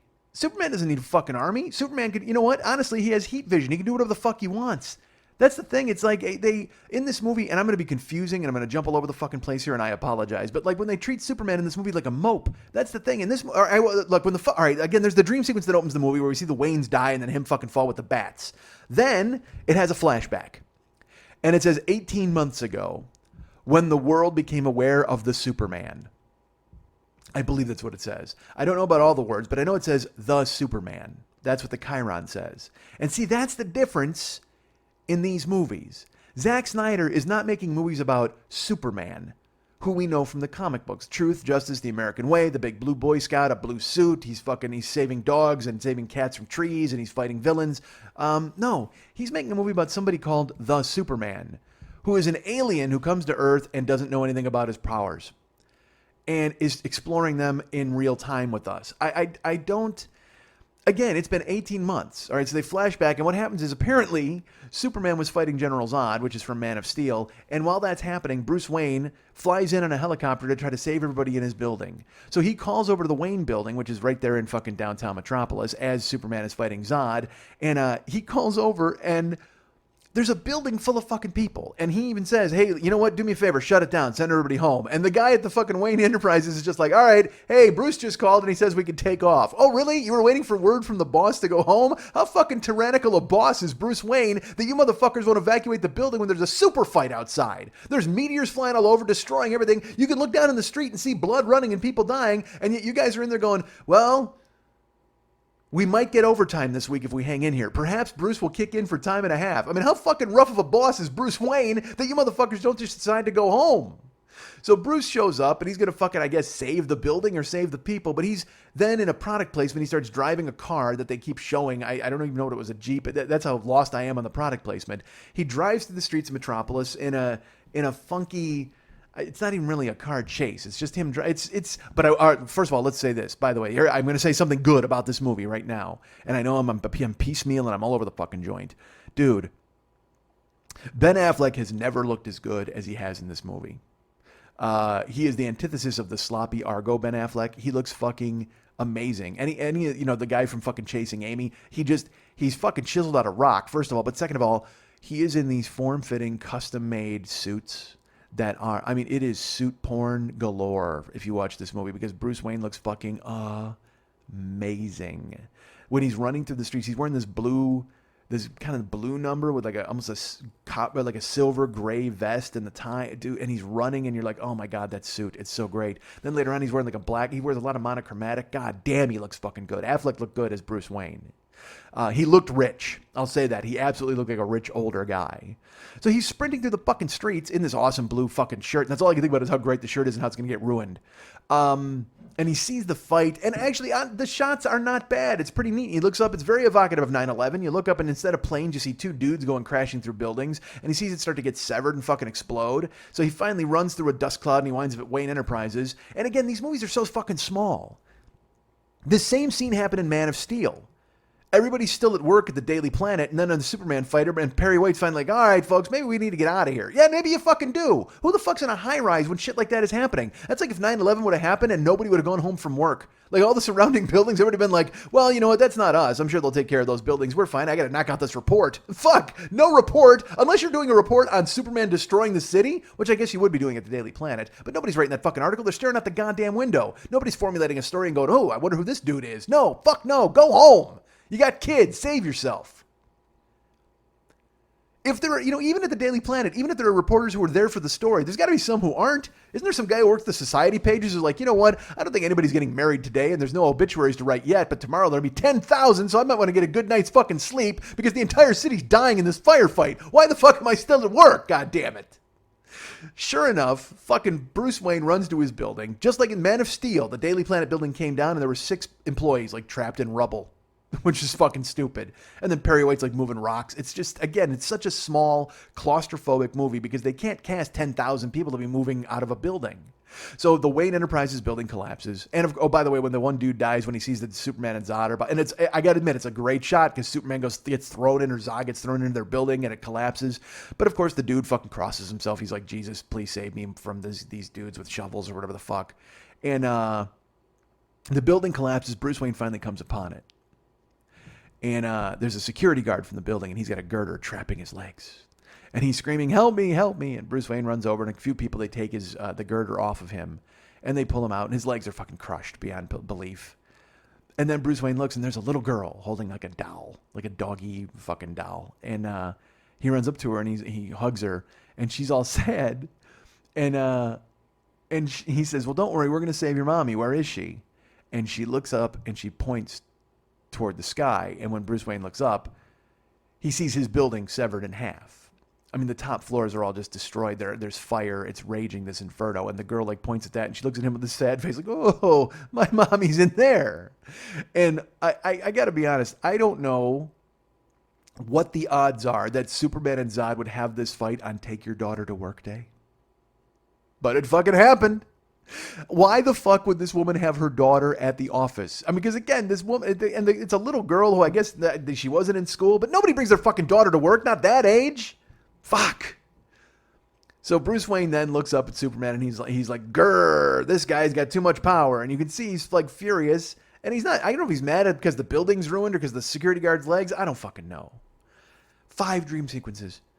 The dream sequence that he has about Superman later, where we first see them on screen together, Superman's running this dystopian world, and he's got the army in control, and then Batman has to fight the army because he's there to steal something, but then it turns out he's not going to get it, and the troops turn on him.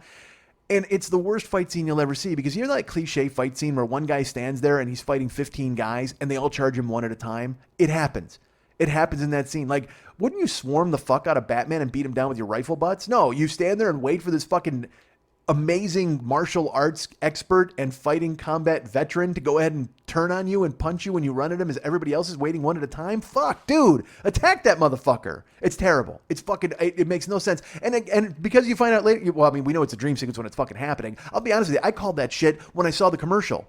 Because they show Batman on his knees and then Superman unmasks him. First of all, why the fuck would you ever even have to unmask him? Just look through it with your goddamn X-ray vision and go, oh, you're that Bruce Wayne dude. Like, no, he had to pull his mask off. And then in that fucking thing, for some reason, Batman's wearing a duster. Like he's wearing a full-length coat. Like, and it's beige. It doesn't even match the costume. It's like he was like, all right, I'm going to the desert. I got the bat suit, but I really want to blend in over there with these Bedouins. I better grab myself a camel hair coat. What the fuck, Batman? You dream yourself into a dumb coat? In real life, you're wearing fucking awesome suits, but then you dream yourself into a bad fucking camel hair coat? It's ridiculous. And again, I know you think I'm nitpicking, but when it's these little things that don't add up that make the big thing so terrible, it's fucking awful. So in this dream sequence, like I said, Batman gets turned on by the army, and then he's tied up, and all these guys pledge allegiance to Superman, and they kneel in front of him, and then Superman makes a mean face and tears his cowl off, and then Bruce Wayne wakes up. And you're like, fuck, really? Another dream sequence? And then, right after he wakes up, someone bursts out of the Bat computer and starts screaming at him with this weird fucking, it sounds like computer language. The guy's trying to talk, but it's all mixed up.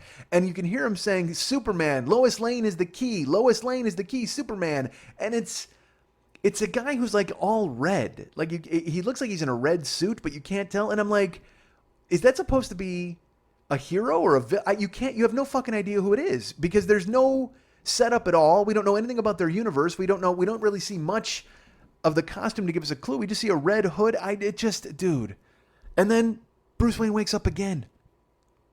He has 2 dream sequences in a fucking row sitting in the same chair. Dude, get out of the chair.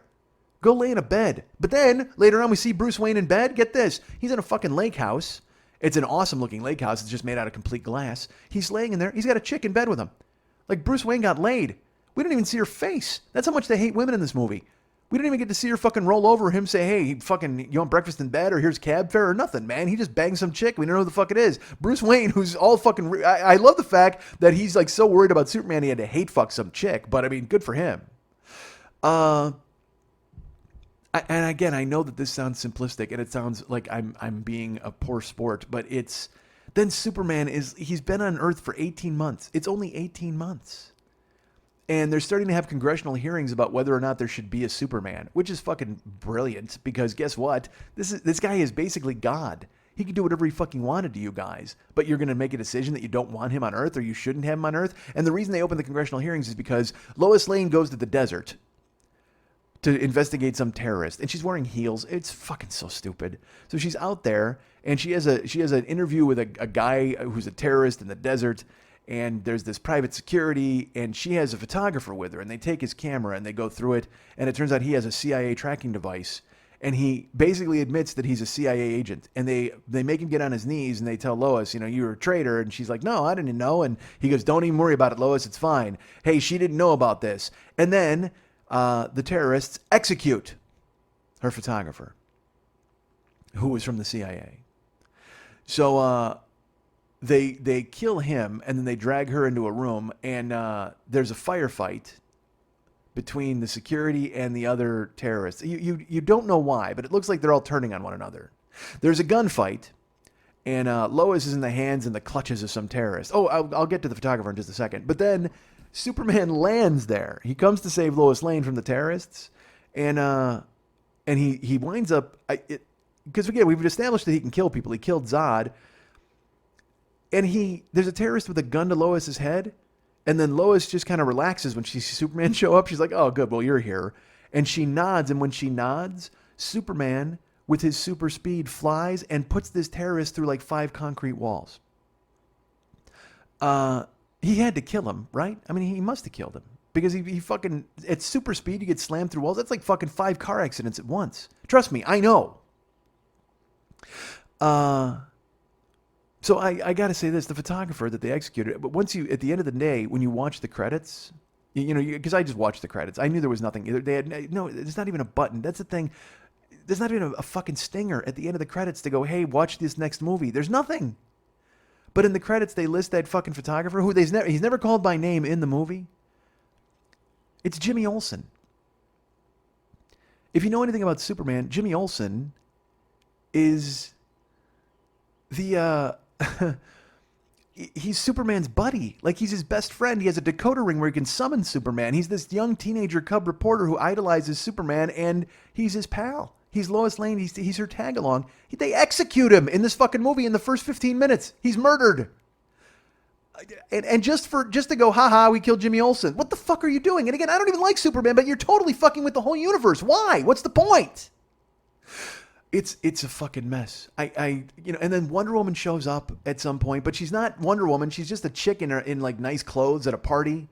And then Bruce Wayne, he has to go steal stuff from Lex Luthor. He's got to steal files from him, which is, I understand that he's got to break into a party, but he doesn't go as Batman. Like, Batman would go and slip in the old days, but no, now he's old, so he goes as Bruce Wayne, and he fucking goes down by a kitchen, and he attaches like a thing. And Alfred, dude, I can't. It's so bad. It's terrible. Alfred is not just his butler. Alfred is like this super weapons expert who knows how to fly the bat plane, and he fly it from a remote location. He hacks into Luthor's, and I'm going to talk about Luthor really quick because everybody's like, oh man, Luthor's fucking terrible. The only thing I liked in this movie was Luthor. And that may, for you, invalidate the rest of my opinions, but he's the only one. Because there's no joy in this movie at all. There's nothing. It's just brooding darkness. Superman is not a brooding character. Superman is not a dark character. Like I said, they're doing these congressional hearings because there were murders at this fucking terrorist site. Like, Superman was involved in the murders. Dude, he might have killed one dude, the terrorist, who he slammed all of his bones to fucking powder through fucking 5 concrete walls. But he wasn't. Why would he shoot anybody? Why would they think that Superman would ever fucking shoot anybody? It made no sense. Lex Luthor manipulates everything. He tries to manipulate the Senate into having hearings about Superman. Then he tries to manipulate... Somehow, Lex Luthor knows that Bruce Wayne is Batman. And then he finds out that Clark Kent is Superman. So he's sending notes to Batman to try to trick him into fighting Superman. And then, when he finds out that Clark Kent is Superman, he kidnaps Clark Kent's mom, Martha Kent, to make Superman fight Batman. Like, he doesn't keep his mom and make him do, villainous things or fucking, steal anything. He just wants Superman to fight Batman. That's the whole motivation. When you wonder why Superman is fighting Batman in this movie, that's why. That's it. That's the only reason. Because Lex Luthor is sending notes to Batman and to amp up Batman's fear of Superman being too strong to take everybody on. It's ridiculous. I'm getting ahead of myself. 5 dream sequences, at least 4 endings. Wonder Woman shows up. She's wearing like dress clothes. She's at a party, first of all, where she steals something from Bruce Wayne. Then he finds her later. Then when he hacks Luthor's files, because she's just a woman until he sees the files. Now here's my dude. He hacks Luthor's files. They give you this montage because, Batman's supposedly the world's greatest detective. Well, in this movie, you see him hitting a tire with a fucking sledgehammer. That's it. We actually get like a 4-minute sequence of Batman working out. Who the fuck cares? You might as well show me Superman working out. He's Superman. He shouldn't have to fucking work out. So Superman, they call these congressional hearings. Again, I know I'm hopping all over the fucking place because I'm just furious. Believe me, I'm making no less sense than the movie did. Because you're trying to keep up and just going, well, why does he hate him and what's going on here? Superman, they call him for these congressional hearings, and Holly Hunter plays a senator who she's in charge of the Superman hearings, the Superman problem. Luthor, she shows up at Luthor's house with no security. Like, there's no bodyguard or anybody. Like, I just started watching House of Cards. Kevin Spacey goes nowhere without protection. But Holly Hunter just shows up at Luthor's house for a chat. And again, I like Luthor. I've got to say it. I enjoyed the fact that he made these weird choices where he was kind of a strange Asperger's-y clown jumping around. I know he went for a Joker feel. I know that's what Jesse Eisenberg does. And I appreciated it because he was trying to inject some sort of life. When everybody else just has their fucking chin on their fist like the goddamn thinker, and they were sculpted by Plato, and they're all just brooding about the world's problems, and like, holy fuck. Can somebody smile? Can one person smile in this movie? And look, I like violence, I like death, I like brooding, I like malice, but Jesus fucking Christ, this is supposed to be superhero dudes. And I like Batman with a dark tone, but that's why Superman should just be the antithesis of Batman. He's the other side of the coin. His suit should be blue. It shouldn't be dark, muted, fucking almost looking like weird fish scales. It looks like chainmail. Dude, he has a vibrant blue and red and yellow color scheme for a reason. Because you could pick him out of the sky. Look, in the sky. It's a bird, it's a plane. No, it's fucking Superman. And by the way, I don't know who in the world thinks that it's a bird. When you see Superman up there, is anybody like, holy shit, look at that blue, red, and fucking yellow bird. He's totally flying around and he's about to fight Batman for no reason. Because now, and when you see the new movie, you're not like, no, it's a bird, it's a plane. You know, it might as well be a plane because there's no expression on Superman's face ever. Like he's just sad. I don't need to see Superman walking in a hallway. I don't.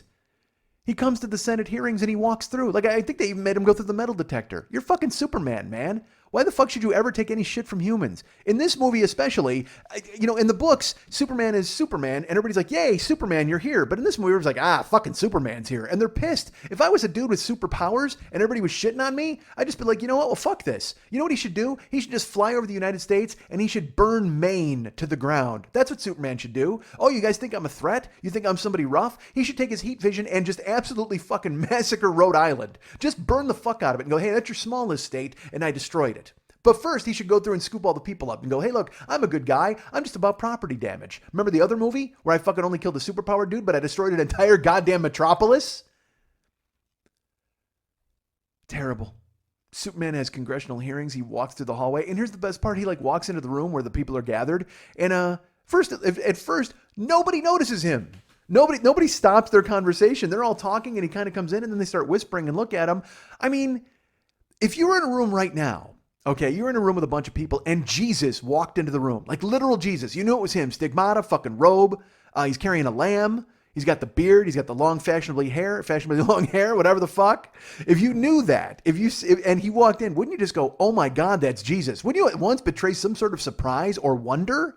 But instead, Superman walks in, everybody's like, oh yeah, cool, Superman's here. You know that guy, that alien who came from fucking space 18 months ago and then killed somebody and destroyed Metropolis? It's good that he's here to testify in front of these hearings. What the fuck? The only thing would have been weirder is if Superman brought a lawyer. I mean, it's just that fucking stupid. But the plot gets convoluted. Like I said, it's so small. Luthor, remember I mentioned earlier about the security guard from the Wayne building who had his legs crushed? Well, we see him driving around in a fucking wheelchair and he defaces a Superman statue, and then Luthor sees it on the news and is like, that's my guy. But supposedly he's been in cahoots with him for a fucking year. He starts sending notes to Bruce Wayne and he uses this guy as a pawn. But like I said, when Luthor finally gets control of Superman, all he wants him to do is fight Batman. And he wants Batman to fight Superman. He doesn't have any sort of world domination plan. And he's got money. He's fucking rich. Wonder Woman's a mess. Everybody's talking about, oh my God, Wonder Woman's the best when she fucking shows up. She does have the best moment in the movie. Well, not the best. Yeah, I would say so. In the middle of the huge fight at the end, where it's Batman, Superman, and Wonder Woman fighting a grease monster, if I can be actually honest with you, Luthor trades access. He trades kryptonite because he fucking steals kryptonite from the bottom of the Indian Ocean. Don't ask me how fucking Luthor knows that it will kill Superman.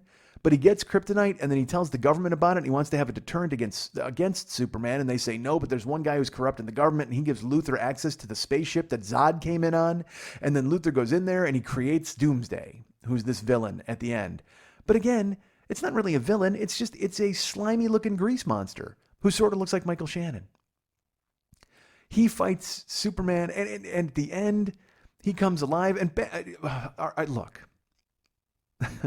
Let me talk about two specific things, and because I'm just rambling at this point, because it would have sufficed to say that this movie's fucking terrible, but because it is terrible. I just sat there in the dark and just pulled my hair and was just like, what the fuck is happening? Why would you do this? Why would you subject the world to this sort of fucking terror? But here's two main things that I'm going to talk about. Like I said, Wonder Woman is there. Okay. Well, there's all this talk about other beings, like other super beings, and you don't really, some people mention it, some people don't. Luthor kind of alludes to it. Well, when Batman hacks Luthor's computer, when Bruce Wayne does it at a dinner party, he then later, in this montage, as he's synthesizing kryptonite, which he has stolen for his own purposes, and I'll get to that in a second, he hacks into Luthor's files and he goes through and he finds 4 folders. And one of the folders is branded with Wonder Woman's logo. One of them is branded with a lightning bolt for the Flash. One of them is branded with Cyborg's logo, who I don't even know who the fuck that is. And the other is branded with an A for Aquaman. And I know this because he opens the folders, and he opens the Flash's folder, and it's security camera footage from a fucking 7-Eleven. And it's a split screen, and in one you see like this emo-looking kid who's over by the soda counter, the soda, the cooler. And on the other one you see the front counter with the register, and a guy comes in with a gun. And I don't know if he's stealing money or milk. You can't tell. But then this guy with super speed goes and knocks the guy with the gun over, and then he's back at the cooler. So in your head you go, oh, okay, lightning bolt, that's the Flash. Then he opens Cyborg's, and there's this time lapse over weeks of a scientist trying to create something, and then all of a sudden there's like a weird vibrating box, and it somehow turns things hanging on the wall into Cyborg. Again, it's not clear at all. It's black and white. It's jump cuts. It makes no sense. And Bruce Wayne is sitting at his computer watching these things. Then he opens the 4th folder, and he opens the Wonder Woman folder, which we know it's Wonder Woman because it's WW, and there's Diana Prince. I should say he also found a photo of Diana Prince in a Wonder Woman outfit from like World War I. And she's wearing this suit, and she's with all these fucking immigrants who are eating potatoes, and they look like they're about to start a war or fight a war. And this weird like music kicks in, like almost like jungle music, which is fucking bananas, like dum, dum, dum, dum, dum, dum, dum, dum, like this weird drum beat. And so he's like, oh yeah. And then he clicks on Diana Prince's folder after he sees that photo, and it's her using an ATM in like Belgium. I don't even know how he went. Oh yeah, he just mentioned he sees the face with the photograph and he realizes it's the chick from the party, but she's not doing any Wonder Woman shit. She's literally using an ATM. Then he opens the A folder, which turns out to be Aquaman, and all you see, it's a camera underneath the water, which you know because fish go by, so you absolutely know it's underwater. And there's like a coral reef, and at the bottom of it you see 2 glowing orbs, which appear to be, they could be eyes, who knows. But then Aquaman swims out of the coral reef toward the camera. And he has like a trident with him, and his hair is flowing behind him, and he doesn't do anything. He doesn't save anybody. He doesn't fight. He doesn't swim. He just swims right toward the camera, and he stares at it, and he looks a couple of times, and then he takes the trident, and he's like, "Ha! I have a trident," and then he stabs the camera. That's what he does. Basically, he doesn't do anything. You can just basically hear his voice just going, "Ha! I'm Aquaman. Look at me. I'm Aquaman." I heard it as Edward G. Robinson. Yeah, see? Aquaman. Mah, I'm Aquaman. Mah, mah. And because he just stares and his hair flows, and then he stabs the camera with a trident. So I don't know how you get that that's a super being at all. It's just a dude underwater who looks kind of freaky. And Wonder Woman's using an ATM. The Flash is the only one who looks like he might have powers, but I mean, it's really too quick to show anything. And then Cyborg's just a dude hanging on the wall. But my favorite part about the entire sequence, because that's our introduction to the supposed Justice League and DC Universe heroes that are to come. But my favorite part is, again, Batman hacked these files from Lex Luthor. Lex Luthor has 4 individual folders that all have the logos of these superheroes. It has a lightning bolt for Flash, it's got an A for Aquaman, it's got a double W for Wonder Woman. So that means that Lex Luthor, or Lex Luthor's web guy, created the costumes and logos for these DC heroes in their universe. They didn't come, so now because that Flash dude, he's just a dude in a trench coat. He doesn't know that he's the Flash. He just thinks he's a fast guy. Well, guess what? Lex Luthor has branded you the Flash with a lightning bolt. Go ahead and make a red fucking costume. And, you're Wonder Woman? I thought you were just Diana Prince using an ATM, but no, here, guess what? Luthor, or his web guy, has handily branded you Wonder Woman. Go ahead and take that and run with it. I mean, it makes no fucking sense. Why the fuck would the folders have the comic book logos of these characters unless they were created by Luthor or Luthor's web guy? And I love Luthor's web guy just going, all right, I've got this footage of this guy who lives in the ocean. I need a name. What do I just Aquaman.JPEG? I mean, how do I put Aquaman.GIF? Yeah, I think it's a GIF. Let's go ahead. Aquaman. I don't want to hear GIF out of any of you motherfuckers. Aquaman.GIF. And he puts the A on there. He went into Photoshop and he created their fucking logos. He created Wonder Woman because it's not like he created them for the fucking folder. God damn it. So stupid. Makes no sense. So then the Batman-Superman fight happens. Again, the first time we ever see them on camera is in a dream sequence. The next time we see them, Batman's in the chase where he's trying to steal the kryptonite, and Superman has just decided that Batman has to be a bad guy because apparently Batman now is branding villains. He has like a super hot bat brand that he now decides that he needs to brand guys, and then when they go to jail, they're killed. That's the thing on the news. They go, yeah, that's a death sentence in prison when you get branded. Well, if anything, shouldn't it be a badge of honor that you survived a fight with Batman and he fucking branded you? Like you can pretend you're a tough guy and you fought him off? I don't fucking know. Dude, you can't explain any of it. You can't explain any of it. Fucking unbelievably, Batman and Superman, the next time they're on camera together is Batman's in this chase and he's trying to grab the kryptonite and he's in the Batmobile, and then he comes around a corner and there's Superman standing there, and they do a slow motion look where Superman does a take at him and Batman does a take at him, and the Batmobile bounces off of him and goes skidding off. Superman goes over, rips the top off the Batmobile, and then Batman stands up and they're face to face for the first time ever. They're literally standing face to face on equal footing. And this is the world's greatest detective, Batman. And he's face to face with probably the most powerful being in the history of the universe as far as Earth is concerned. And Superman says, the next time they shine your light in the sky, don't go to it. The bat is dead. And Batman says, do you bleed? And then Superman takes off. He flies away after like a minute of them staring at one another. And then Batman goes, you will. Why wouldn't they? All of a sudden, it went from Batman Superman to a Three's Company episode. You're Batman. You're right in front of Superman. Look, I understand you have bloodlust and you want to murder him, you want to kill him, and you want to fight him on your own terms. But you're the world's greatest detective. Wouldn't you do a fact-finding mission right there and just go, hey, who are you? Like, what is your point? Why are you here? Because again, Superman's only been Superman for 18 months, and the world is turning on him. That's another thing that just drives me crazy. He's been here for a year and a half, and we haven't seen him fight any crime. He kills Zod, and in the next 18 months, he saves people from burning buildings. And people are like, I don't know about this Superman fella. What the fuck? He's saving people. What the fuck do you care? But just this very existence apparently is a threat to Luthor and to Batman and to Holly Hunter and the fucking guy in a wheelchair and whoever the fuck else has a beef with him. But again, like I said, the worst part is they are upset with Superman and they're angry at him. And they're so mad and they're disappointed. And you know what he does? Superman, instead of just going, well, you know what? That's the fucking way it is. Because even in the comic book, it's just like, well, you're probably going to be misunderstood, but you just do this and you take care of these people.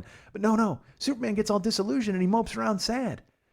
Like he comes home with groceries for Lois Lane and she's in the tub. We almost see a nipple, which is exciting, but who cares? And then Superman's just like, he's so mopey. He's just like, I can't believe nobody likes me. Nobody likes a Superman. Shut up, you fucking pussy. This is why, I hate Superman because he's all powerful. In the movies, he's just a fucking mopey dick where he's just like, I can't believe it. How come nobody likes a Superman? I'm very nice and I wear a nice clothes. Shut up. Good Lord, you gotta be kidding me. He keeps going to Lois like, I don't understand it. Like, nobody likes me. I don't Dude, fuck, who are you, me? Nobody wants a Superman who's me. I want a Superman who, rises above and realizes, you know what? He's on this earth for a fucking different reason. Don't be sad. Be super. You're not sad, man, motherfucker. So Batman has this opportunity to ask him all these questions. And again, we've never seen Superman do anything bad. Except for destroy an entire city while he fought Zod. But if you want to look at it in the abstract, he's protecting the universe from another guy like him. So they should have been on board with him. And some people are. Some people are like, what the fuck? Who's mad at Superman, right? But instead, the Daily Planet keeps writing stories about him like he's shitty. All of a sudden, Perry White is now the J. Jonah Jameson who wants to crucify Superman. And then Superman, Clark Kent's worked at the paper now for a year, and he's still like a stringer. He's got him writing football stories. It's so bad, but he wants to write an expose on the Bat. Then he does write an expose on the Bat, and Perry kills it and goes, I told you not to write that. There's no newsworthy story in the fact that there's a guy dressed up as a bat who's still fighting people and branding victims. What the fuck, Perry? You want to write about a football game? He's actually showing some initiative. He's the only other reporter at the paper. Lois Lane, she's fucking off in Terrorville getting saved by this other guy. It's like Seinfeld's old bit. Fucking, you got 3 reporters, and every show, Superman, the Daily Planet has 3 reporters, and every week, 2 of them are tied up in the corner. The third has to go save them. Who's turned out this paper, Perry White? I can't keep this up. I'm old. Fuck. So, man, it's a fucking mess. And you know what? My description and my tearing it apart here is convoluted enough, but not as convoluted as the movie. And at least you're sitting in daylight while you're listening to this because, man, this movie's photographed in such dark colors and it's at night. It's just fucking terrible. I don't know what they were thinking. They weren't. They turned it on its head where they're like, we're going to make it dark and it's going to be awesome. No, it's not. It's not awesome at all. The whole point is, if you just have Superman be less dark Batman, then there's no contrast. The fight happens. Superman, Luthor tricks him into fighting Batman because he kidnaps his mom. So then Superman goes over to Metropolis. By the way, Metropolis and Gotham City, apparently right next door to one another. Two of the largest cities in the United States reside right on the border of one another because you can see all of the action happening across the river. Every time somebody's like, hey, where am I going? They point and they go, over there, where you see all these lights. So Batman goes to fight Superman. In the meantime, Luthor is creating Doomsday. And as he's doing that, there's all these electrical surges and lightning coming off of the old ship that Zod used, right? And the general from Man of Steel is now the Secretary of State. So again, we have the same actors in the same fucking roles doing the same dumb shit. And by the way, the Secretary of State, Lois Lane traps him in a men's room. No security, no fucking Secret Service. She just shows up in the men's room and he's like, oh, you got balls being in here, haha.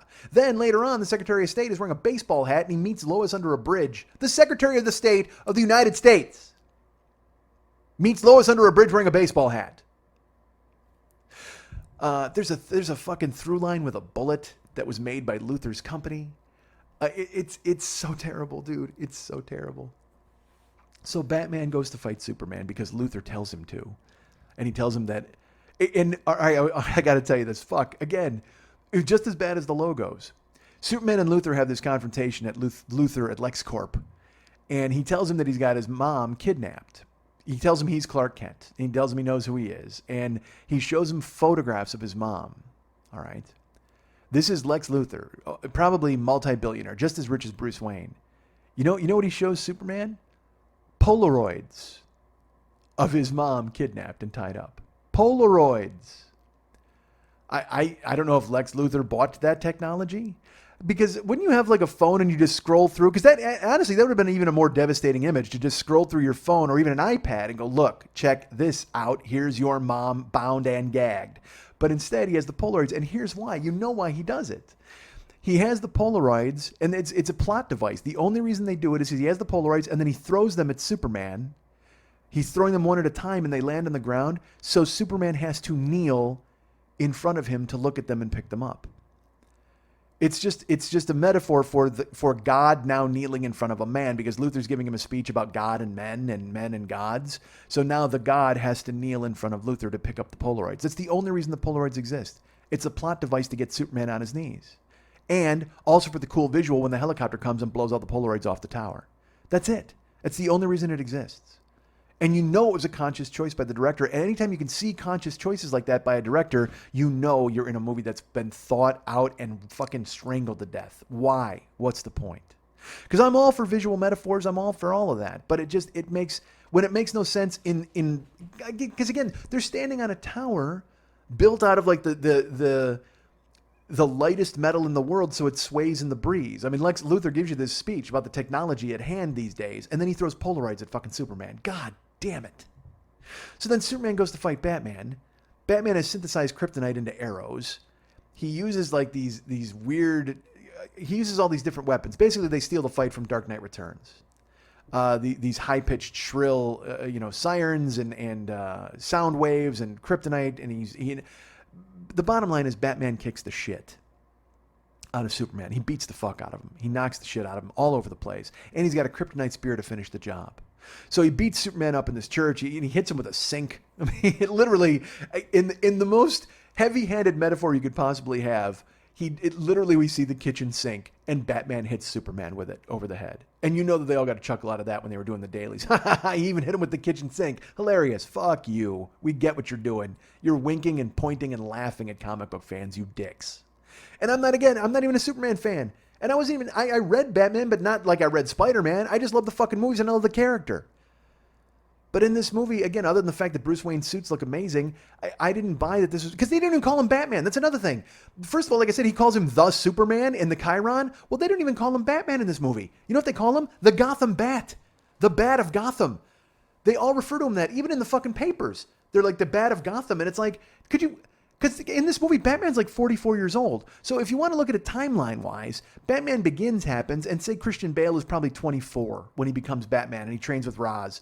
And so then in Dark Knight, he's probably, I would say, 28 when he fights Joker. So because it's a little later on timeline-wise. And then he disappears for 8 years, and he emerges with the cane to fight Bane. So in that movie, so then you got to figure he's 35.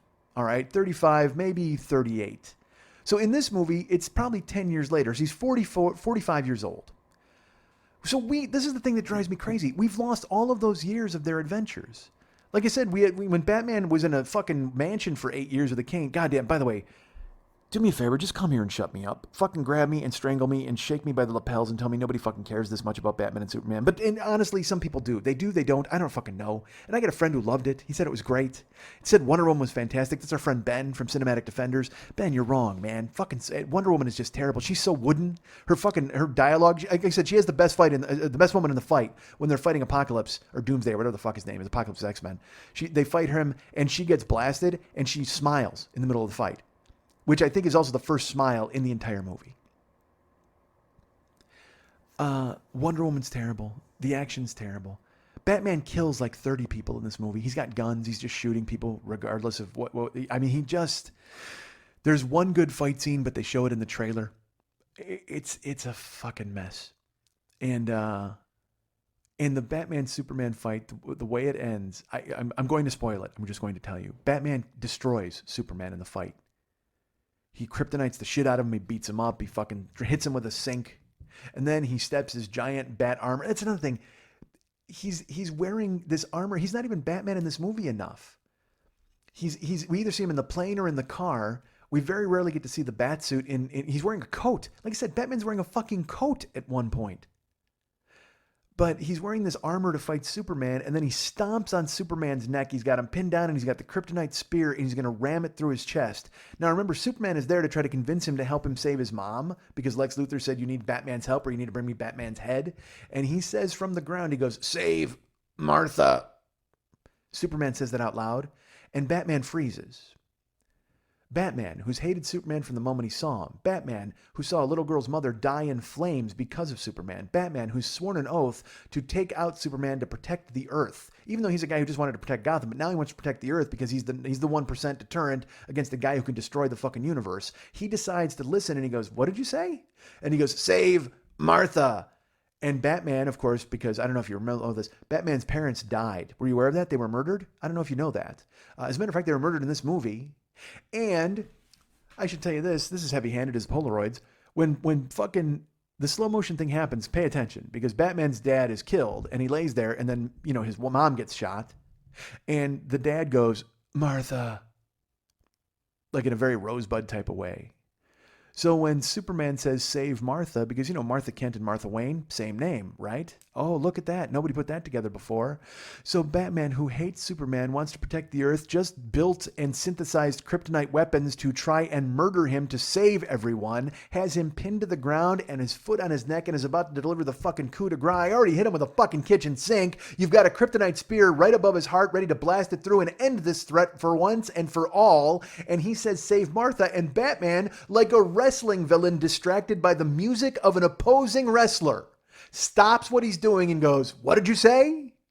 And Superman goes, save Martha. And he says, why would you say that name? Why would you say that name? Now, I think to yourself, like Superman would go ahead and have a conversation with him, but he can't because he's all beat to fuck and he's got Batman's foot on his neck. You would think the world's greatest detective would have wanted to talk to him a little bit and get some information out of him instead of fucking fighting him in a goddamn deserted church in Detroit. But instead, he stops, he's about to kill him, and he goes, why would you say that name? Now, by the way, I don't know if you're aware of this, Lois Lane goes everywhere in the world anytime she wants. Anything that can happen will have Lois Lane show up. And that's the thing, is Superman saves her all the fucking time. It's, God damn, it's terrible. Terrible. So Batman is about to kill Superman, and just like in Man of Steel, when Superman kills Zod and Lois Lane is standing there on the staircase because she ran through the rubbled city and was able to see the murder, she somehow takes a helicopter through a fucking fight between Batman and she lands it at the church. She knows where they are. She lands it, she runs in and sees Batman about to kill Superman, and she dives on top of him, and she says, "That's his mom's name. That's his mother's name." And Batman, who is about to erase Superman from the earth to save us all from this overpowering Jesus who's come to possibly ruin us or possibly save us, nobody knows. Batman doesn't ask any questions. He just wants to kill the motherfucker. But Lois Lane says that's his mom's name, and Batman just kind of goes, "Oh, all right. Well, I didn't realize that." And he puts the kryptonite spear down, and he lifts Superman up, and he goes, "Martha will not die tonight." And then they decide to team up because their moms had the same name. Oh my fucking God, are you kidding me? That's what you went with.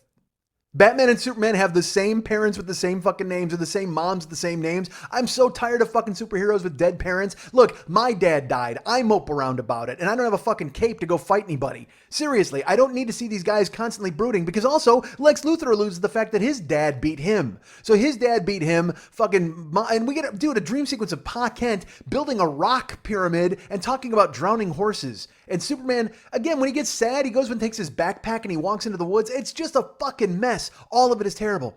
All of it.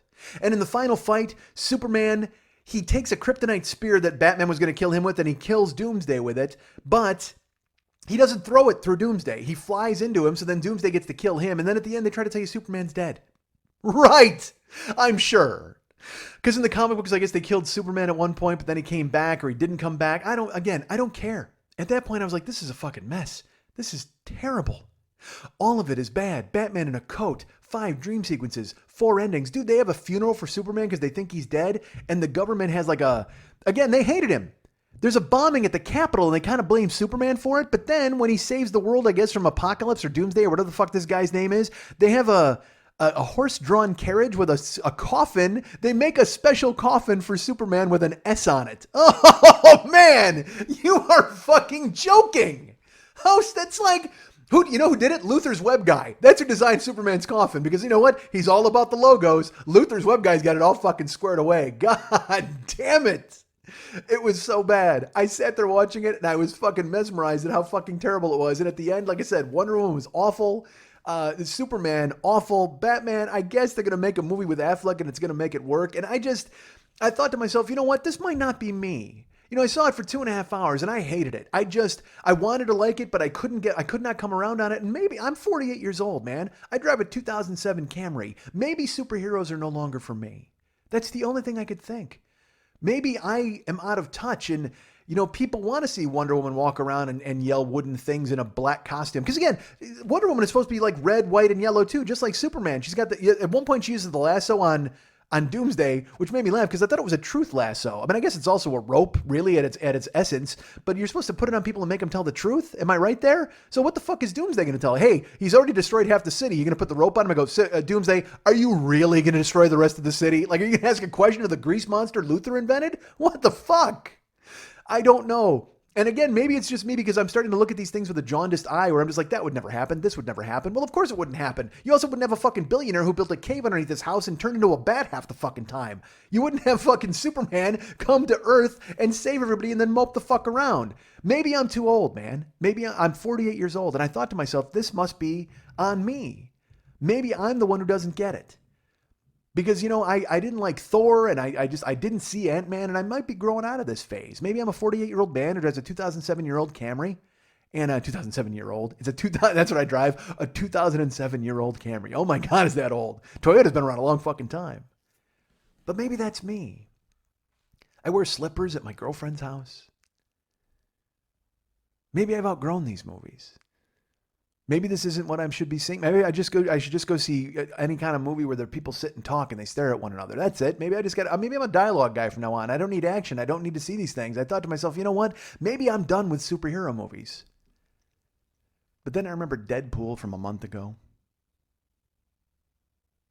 And I remembered that Spider-Man is in Captain America Civil War a month from now. And I thought, no, it's not me. I haven't outgrown these movies. I just still hate bad ones. You guys can get me at mike@MikeSchmidtComedy.com. You guys can be my friend at Facebook.com/the40year-old-boy. You can follow me at Twitter.com/the40year-old-boy. You can do all those things with me anytime you want. Our friend David Hernandez does all the artwork and the music for this show. You can find him at Facebook.com/DavidMexHernandez. Be his friend there if you would. And then go to artbydmh.com. That's ARTBYDMH.com. That is not a B, but go there and find out if you can order personalized artwork from him. He's got Valscapes, he's got Gycons all available, but also if you want to hire him to do something, you can go ahead and do that at artbydmh.com, ARTBYDMH.com. Ryan Dirks does all the web stuff for our show. Go to Facebook.com/Ryan Dirks. He's our pal. He's a great guy. Go ahead and check him out. Be his friend. Lily Von Stupp is the producer of this show. You can find her, you can go to Facebook.com/Lily Von Stupp and check out her page. You can look at it. You can't do anything but look at it, though, because she's not going to accept your friendship. You fucking swine. That seems strong. She didn't say that. That was from me. I'm just kidding. But she's all full up on friends, but you can go and check out her page and see neat stuff. Then you can go to all the different Twitter accounts that she has. Twitter.com/Lily Von Stupp, Twitter.com/HollywoodBQFest, Twitter.com/MNTs. And then Twitter.com/Boobdini. That's 4 different Twitters. You should check them out. She needs one for the thumb. She needs a 5th one because you use your thumbs to post anyway, so she needs one for the thumb, right? Doesn't she need a 5th account? I think she should.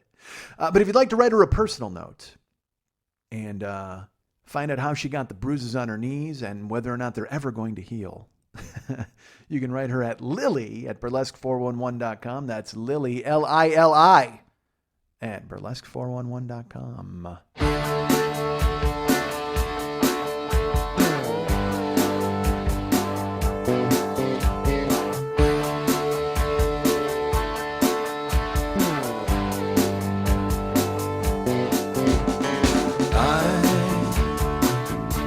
I wish you could swim like dolphins can swim. Though nothing will keep us together. We can beat them forever and ever. Oh, we can be heroes just for one day.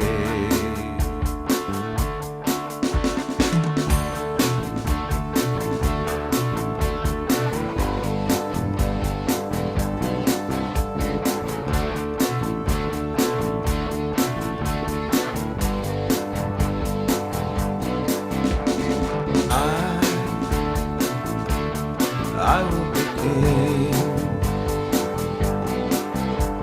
and you will be queen. Though nothing will drive them away, we can be heroes just for one day. We can be us just for one day.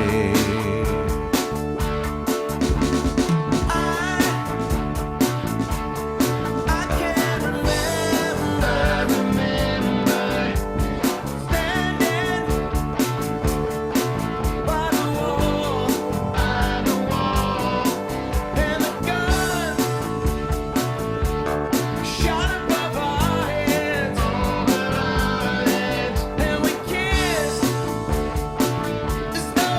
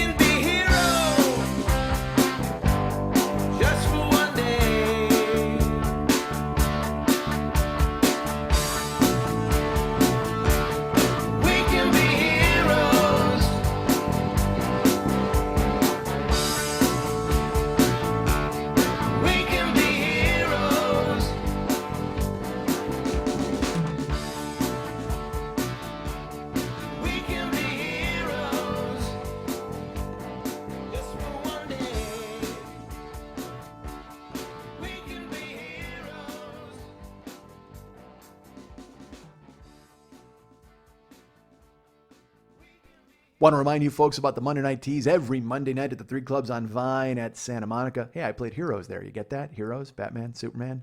The song made a lot more sense than I did. I was like so upset. I revved even the night it fucking came out. I was trying to explain to people like, no, Luther and the logos and fucking Wonder Woman's terrible. Wonder Woman she's wearing all black. She's wearing what essentially looks like a costume made up of pieces that fell off the armor Batman was wearing when he fought Superman. She looks like a junkyard. There's no color in this movie. There's no vibrancy. God damn it, I hated it. All right, so. But it's not me. It's not my fault. Fucking Zack Snyder. I blame him. And Deborah Snyder, his wife. And Henry Cavill as Superman. I don't blame Affleck. I didn't love him, but he didn't have much to do. I didn't dislike him. It's just that he had nothing to do. I hope the Batman movie he directs is better. I'm still talking about this. What the fuck?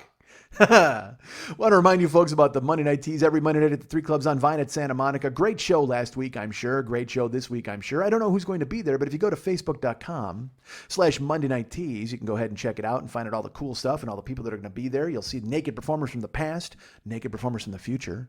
You see the ghost of nudity past and the ghost of nipples future. Go ahead and check them out. And remember that Lily has a Patreon page. If you go to patreon.com/Lily, that's Lili, Patreon, Patreon, Patreon page, patreon.com/Lily, and you can support her in her endeavors and all of the things that she wants to do. Go ahead and do that. We'd appreciate it. So would she. Go to MikeSchmidtComedy.com and check out the Joe Business page. Joe Business. We got all sorts of cool stuff there for sale.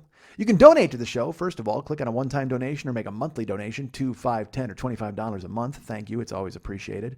Like our friend Corey, whose donation came through today, as a matter of fact.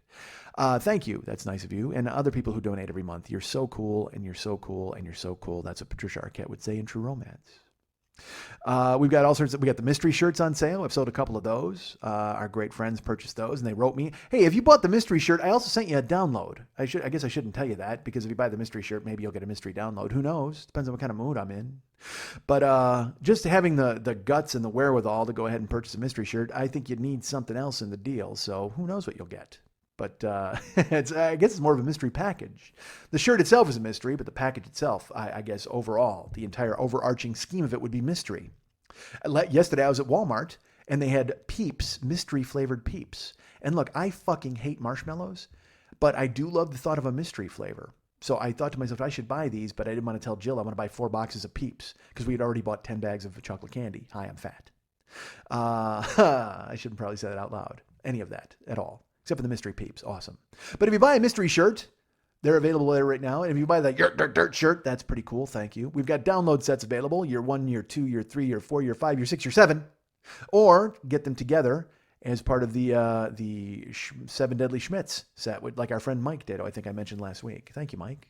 And he and I had some trouble. I was trying to get him year 4, and it was a hassle. I was trying to get it to him, and I was sending it to him over and over, and he couldn't download it. And finally, we pieced it together, and we fixed it. Look at me and Mike holding hands and getting things squared away together. That's the kind of fellas we are. By the way, I played Heroes earlier. How great was that as an allusion to the movie and the talk that I just gave? The very non-linear talk I gave about Batman and Superman. But I'll tell you what, as jumbled as as what I just said was, it makes more sense than the movie. It really does. We have download sets of live stuff. Schmitty Comes Alive, Schmidt Alive 2, and Stop Making Schmidt, which is the 2015 LA Podfest. All those Podfests are for sale. Pick them up now. And also the Big Angry CD, which I will sign and send to you if you purchase it. You can also listen to it all your streaming places. Then, hey, I'll throw this plug out there. You know, Never Not Funny. I was on that show for a year, and I think they still sell the back catalog of that. You can buy year 1 of that if you want to go hear me talking in a room with other people like Matt Belknap and Jimmy Pardo. Go ahead and buy Never Not Funny, because I get money from that too, man. As a matter of fact, I got to make a phone call. I think I'm due some money from that. Probably not, but who cares? It doesn't hurt to be a pest. Hi, do you guys have any money? I don't know who that guy is. That's Superman actually moping around. Oh man, I can't believe nobody likes me. I'm a Superman. I'm all nice and I'm flying around. So stupid. All right, so I have done that voice for like 25 years, by the way. I love it. I'm starting to do it with Jill, and she's even looking at me like, I don't know why you're doing that voice, but I don't care. And I thought to myself, like, could that be like a cartoon guy voice? Like, is there a way I could market that voice? But no, probably not. But I will do it to myself in the car. I probably should not reveal this so much about me, but I will talk to myself in the car in that voice, like a child, and just kind of talk in circles. And it's fun for me because I have no friends ever. I went to a movie alone, for fuck's sake. I had to take an Uber and a Lyft to a movie alone. A sad person. And speaking of Uber and Lyft, why don't we talk about this? I've got codes for you if you want to use them. Remember, mileiq.com/invite/HFVHB. A few of you have actually used that and gotten me $25 gift cards. But if you want to do that, that'd be great. Keep track of your miles. They're really good. They've done a good job for me. They'll do a good job for you. And I'll get a $25 gift card to iTunes where I can go buy whatever I want, whatever I need. And oh my God, do I need? I totally need stuff from iTunes. Who doesn't? If you want to become an Uber driver, go to uber.com driver. I don't know, find it, how to become an Uber driver, but use my code, all lowercase, DJZW1YTTUE, which not only is my Uber code, but also my DJing name when I'm in Ibiza. And that's a long intro. Hey, everybody on the wheels of steel behind the two turntables, it's DJZW1YTTUE. Welcome him now. So that's your Uber code if you want to be an Uber driver and get me some cash. And for Lyft, it's Mike 720057. That's MIKE 720057. That's to become a Lyft person. I don't know if you use that for passenger as well. I got no fucking idea. Supposedly it is. Dude, I'm on some Uber page on Facebook and they all have schemes and candy dishes and bullshit. So remember mileiq.com/invite/HFVHB. The Uber code is DJZW1YTTUE, and the Lyft code is Mike 720057. Remember that I'm on all sorts of other podcasts that are out there. I did Cinematic Defenders, where we talked about Man of Steel. I wonder, it's funny, I'd watched Man of Steel and I came around on it because I hated it the first time. And then I'm like, you know what? Actually, it's pretty good. It's a pretty good superhero movie. And I wonder if I'll do that with Batman and Superman in a couple of years. Nope, I will not. I can promise you that. I absolutely will not. And now I got to go buy a fucking Camry, man. I got to go ahead and get my car and start this other chapter of my life. I'll be Ubering and lifting in the short term, but I got to get home first. I mean, I'll be here for like a couple of weeks and I'm excited. And Jill and I are going to drive home together and then we're going to San Francisco. And, because we had plans that then got fucking scuttled. I mean, when we had plans where I was going to see her and we were going to San Francisco, but now I'm here because I'm buying the car and driving home. It just made more sense to be here to do all that stuff. But things are turning around, folks. I can tell you that right now. Jill, she doesn't want me to drive anymore, and I don't want to. That's why I said in the short term I will. But like I said, I've applied for gigs online. I've started to look at other stuff, and I'm optimistic. I'm holding out hope. Like I said, I got my headshots. I got to try to do what I can to get an agent and all that stuff. And I know you're all like, well, then do it already. Yes, I know. Jill's the same way. And I'm like, well, it doesn't work that way. It moves slow, but it could move faster, and I should make it move faster, obviously. But things are changing, man. We found this car, and I'm excited about it. I didn't have to fucking wear it. The insurance settled quickly. Look at that. Things are looking up. Usually I come to you and I'm like, oh my God, can you believe this happened? Now I'm like, hey man, can you believe this cool stuff happened? Here's something that happened. Jill and I went to a hockey game here. We went and saw the Green Bay Gamblers with our friends Dina and John. And they're season ticket holders, and they host a player. Like, he lives with them, so then they go to these games and whatever. Good kid. So we go to the games, and that's fun. Minor league hockey, that's pretty neat. And then you get a little dust up. You hear guys with their blades hitting the ice. It's fun because, I mean, I would love to take Jill to a Blackhawk game, but those are fucking $400 tickets. And, I'm really busy buying 2007 cars, so I can't go ahead and shell out for fucking hockey tickets at this point. But we were in Green Bay seeing the Gambler game. We dropped Dina and John off. We split and we were heading home. And the thing, it's hard because we go to these games and they're like Saturday night games, and then Jill has to be at work at 4 a.m. Well, Green Bay is almost 2 hours from her house. So the game ends at 10. By the time we get home, it's midnight. She's got to be up by 3 to go to work. And I always say to her, look, honey, I don't know how she does it. Again, she's a fucking dynamo. She barely sleeps on Friday, Saturday, Sunday, Monday. And then she'll apologize. It's the weirdest thing. Like, she'll be like, oh, honey, I'm sorry I'm sleeping. What do you mean you're sorry you're sleeping? It's what adults do. You need a nap, man. Go ahead and grab some sleep. I'm okay with it. It makes sense. I totally understand. But she thinks that she needs to be awake with me to entertain me, but also she wants to be awake with me because she's like, I don't like to waste time when you're here by sleeping. And I recognize that instinct, but I totally get it. She's working. She has to get some sleep. So I wanted to hustle and get her home. So we leave the Green Bay Gambler game and we wind up on 43, I think it was, or 31. I don't fucking know, some highway. And as I'm pulling out, I'm driving and it's 65 there. So I just want to hit like 74 and put the cruise on. I usually do that. I go 9 miles above the speed limit and I set the cruise. So I pull out and I'm starting to pass guys and I'm going like 75. And as we hit an overpass and there's a cop. And Jill sees him and I see him. And she goes, police. And I keep going. And but I take my foot off the gas. You don't hit the brakes because if they see the brake lights, then you're fucking dead. That's what I was always told. So I just took my foot off the gas and let it slow down naturally. And I look in the rearview mirror and he pulls out. And so I immediately switch lanes because I was in the passing lane and I get into the center lane, like in the rocking chair between a couple of trucks. And I'm like, doo-doo-doo, please don't notice me. But I saw, now I'm going like 60 and I see a sign and it says 55. And I realized that we weren't yet at the 65 mile an hour speed limit. We were still on 55, which turns into 65, which turns into 70. But I was hustling to try to get her home, and I thought I was going to just hit the dude. And I see him pull up, and sure enough, I'm looking at him, and he gets right behind me. And I go, Jill, he's behind me. And the cherries came on, and I'm like, oh, fuck. So I pull over, and he comes to the car, and it's Wisconsin State Police. It's not even like a local cop. It's a state cop, and I roll the window down, and he says, do you know why I stopped you today? I said, I'm really not sure. Even though I knew why. And he said, well, I've got you doing 75 in a 55 zone. Can you have any reason for that? And I knew I was doing 75. I just didn't know it was a 55. So I said to him, I go, sir, I thought it was the 65 zone already. Which is essentially a plea bargain. Like because all I'm saying is, hey, I thought I was only going 10 miles above the speed limit, not 20, because 20 is fucked. I mean, that's like an automatic, that's like a felony, I think. It's like reckless driving. 20 miles above is like, it's just an automatic fucking ticket, and it's an injunction and all that other bullshit. So he goes, all right, sir, I need your license and your registration. And he walks away, and Jill's in the passenger seat, and she just puts her hand on my knee, and she just says, honey, it's going to be okay. And I go, I know it is. I go, I just don't like mistakes that cost me money. She goes, well, you were speeding. And I go, yes, I know I was. And she goes, well, it's okay, honey, we'll get through this. And I go, I know, but because I'm buying that car, I'm buying the Camry. I've already had, like I said, I've had 71 accidents in 4 years. So I don't need my insurance to see another point on my driver's license. Because I remember when I went through, I got a ticket for rolling through a stop sign and they wouldn't let me go to traffic school for it. So I have that point on my license. And if I get this speeding and then I got to buy a car and register it in California, well, then they're going to be like, well, you got this ticket because there's no traffic school in Wisconsin. And I was just I'm just staring. It literally, all I could hear was the Curb Your Enthusiasm music in my head as I stared out the window. And I'm like, of course this happens to you when you're buying a fucking car. You're going to get a ticket. And it's going to muck up the fucking works.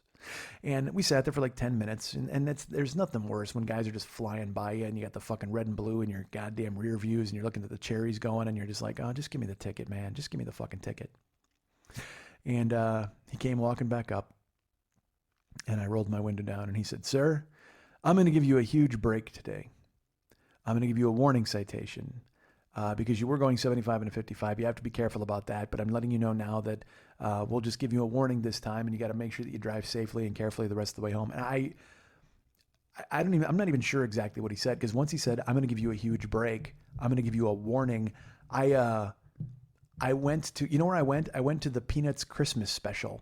And I was dancing to the fucking theme song, Linus and Lucy. Like, I was so goddamn happy. You ever see Snoopy when he's just like stamping his feet and his ears are flying around? That's who I was in my head. I mean, Jill she squeezed my hand so hard when he said that. And I'm like, sir, thank you. I thank you so very much. And because the only thing I could think of was like he was looking for drunk drivers because it's fucking Wisconsin. And when I wasn't drunk, he decided, well, this isn't that big a score and I'll give this dude a break. But it doesn't matter what the fuck he did. He gave me a break. And that's why I say things are looking up, goddammit. I went to literally the Peanuts Christmas special where I was Snoopy jumping around and my fucking ears are flying all over the goddamn place. And I'm like, do, because good things are happening. Things are turning around. I found that car with less miles. I'm applying for gigs. I'm doing stand-up again. I'm getting back in the fucking road. And sure enough, Trooper Bolt from Wisconsin put the cherry on the goddamn Sunday by not giving me a ticket and giving me a break. Nobody gives me a break. I never get a fucking break. You've done this show. You've listened to it for 8 fucking years. When was the last time I got a fucking break? And a cop is going to give me a break at 20 over. That's the thing. It's reckless driving. You could fucking take me to the wall on that. He could probably arrested me and brought me in. And I couldn't even fucking understand it, man. But that's it. Things are changing. Things are looking up. Things are, everything's coming up Schmidt. That's what I'm going to say. Everything, we say, stop making Schmidt bullshit. Let's all make Schmidt. Let's make the Schmidt of this. Like the most of this. I say fucking everything is coming up Schmidt from now on.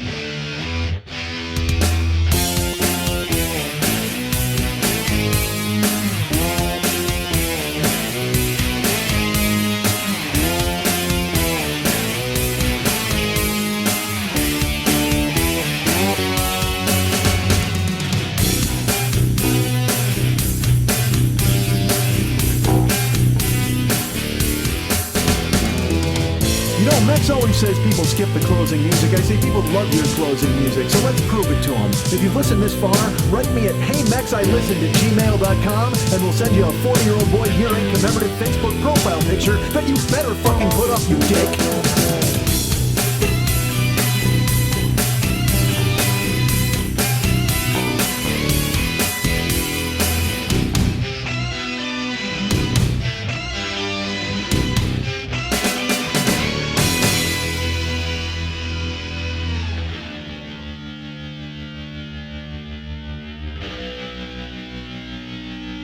Sorry about the dick thing.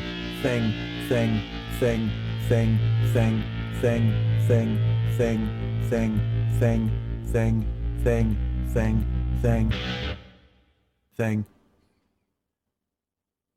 you get that?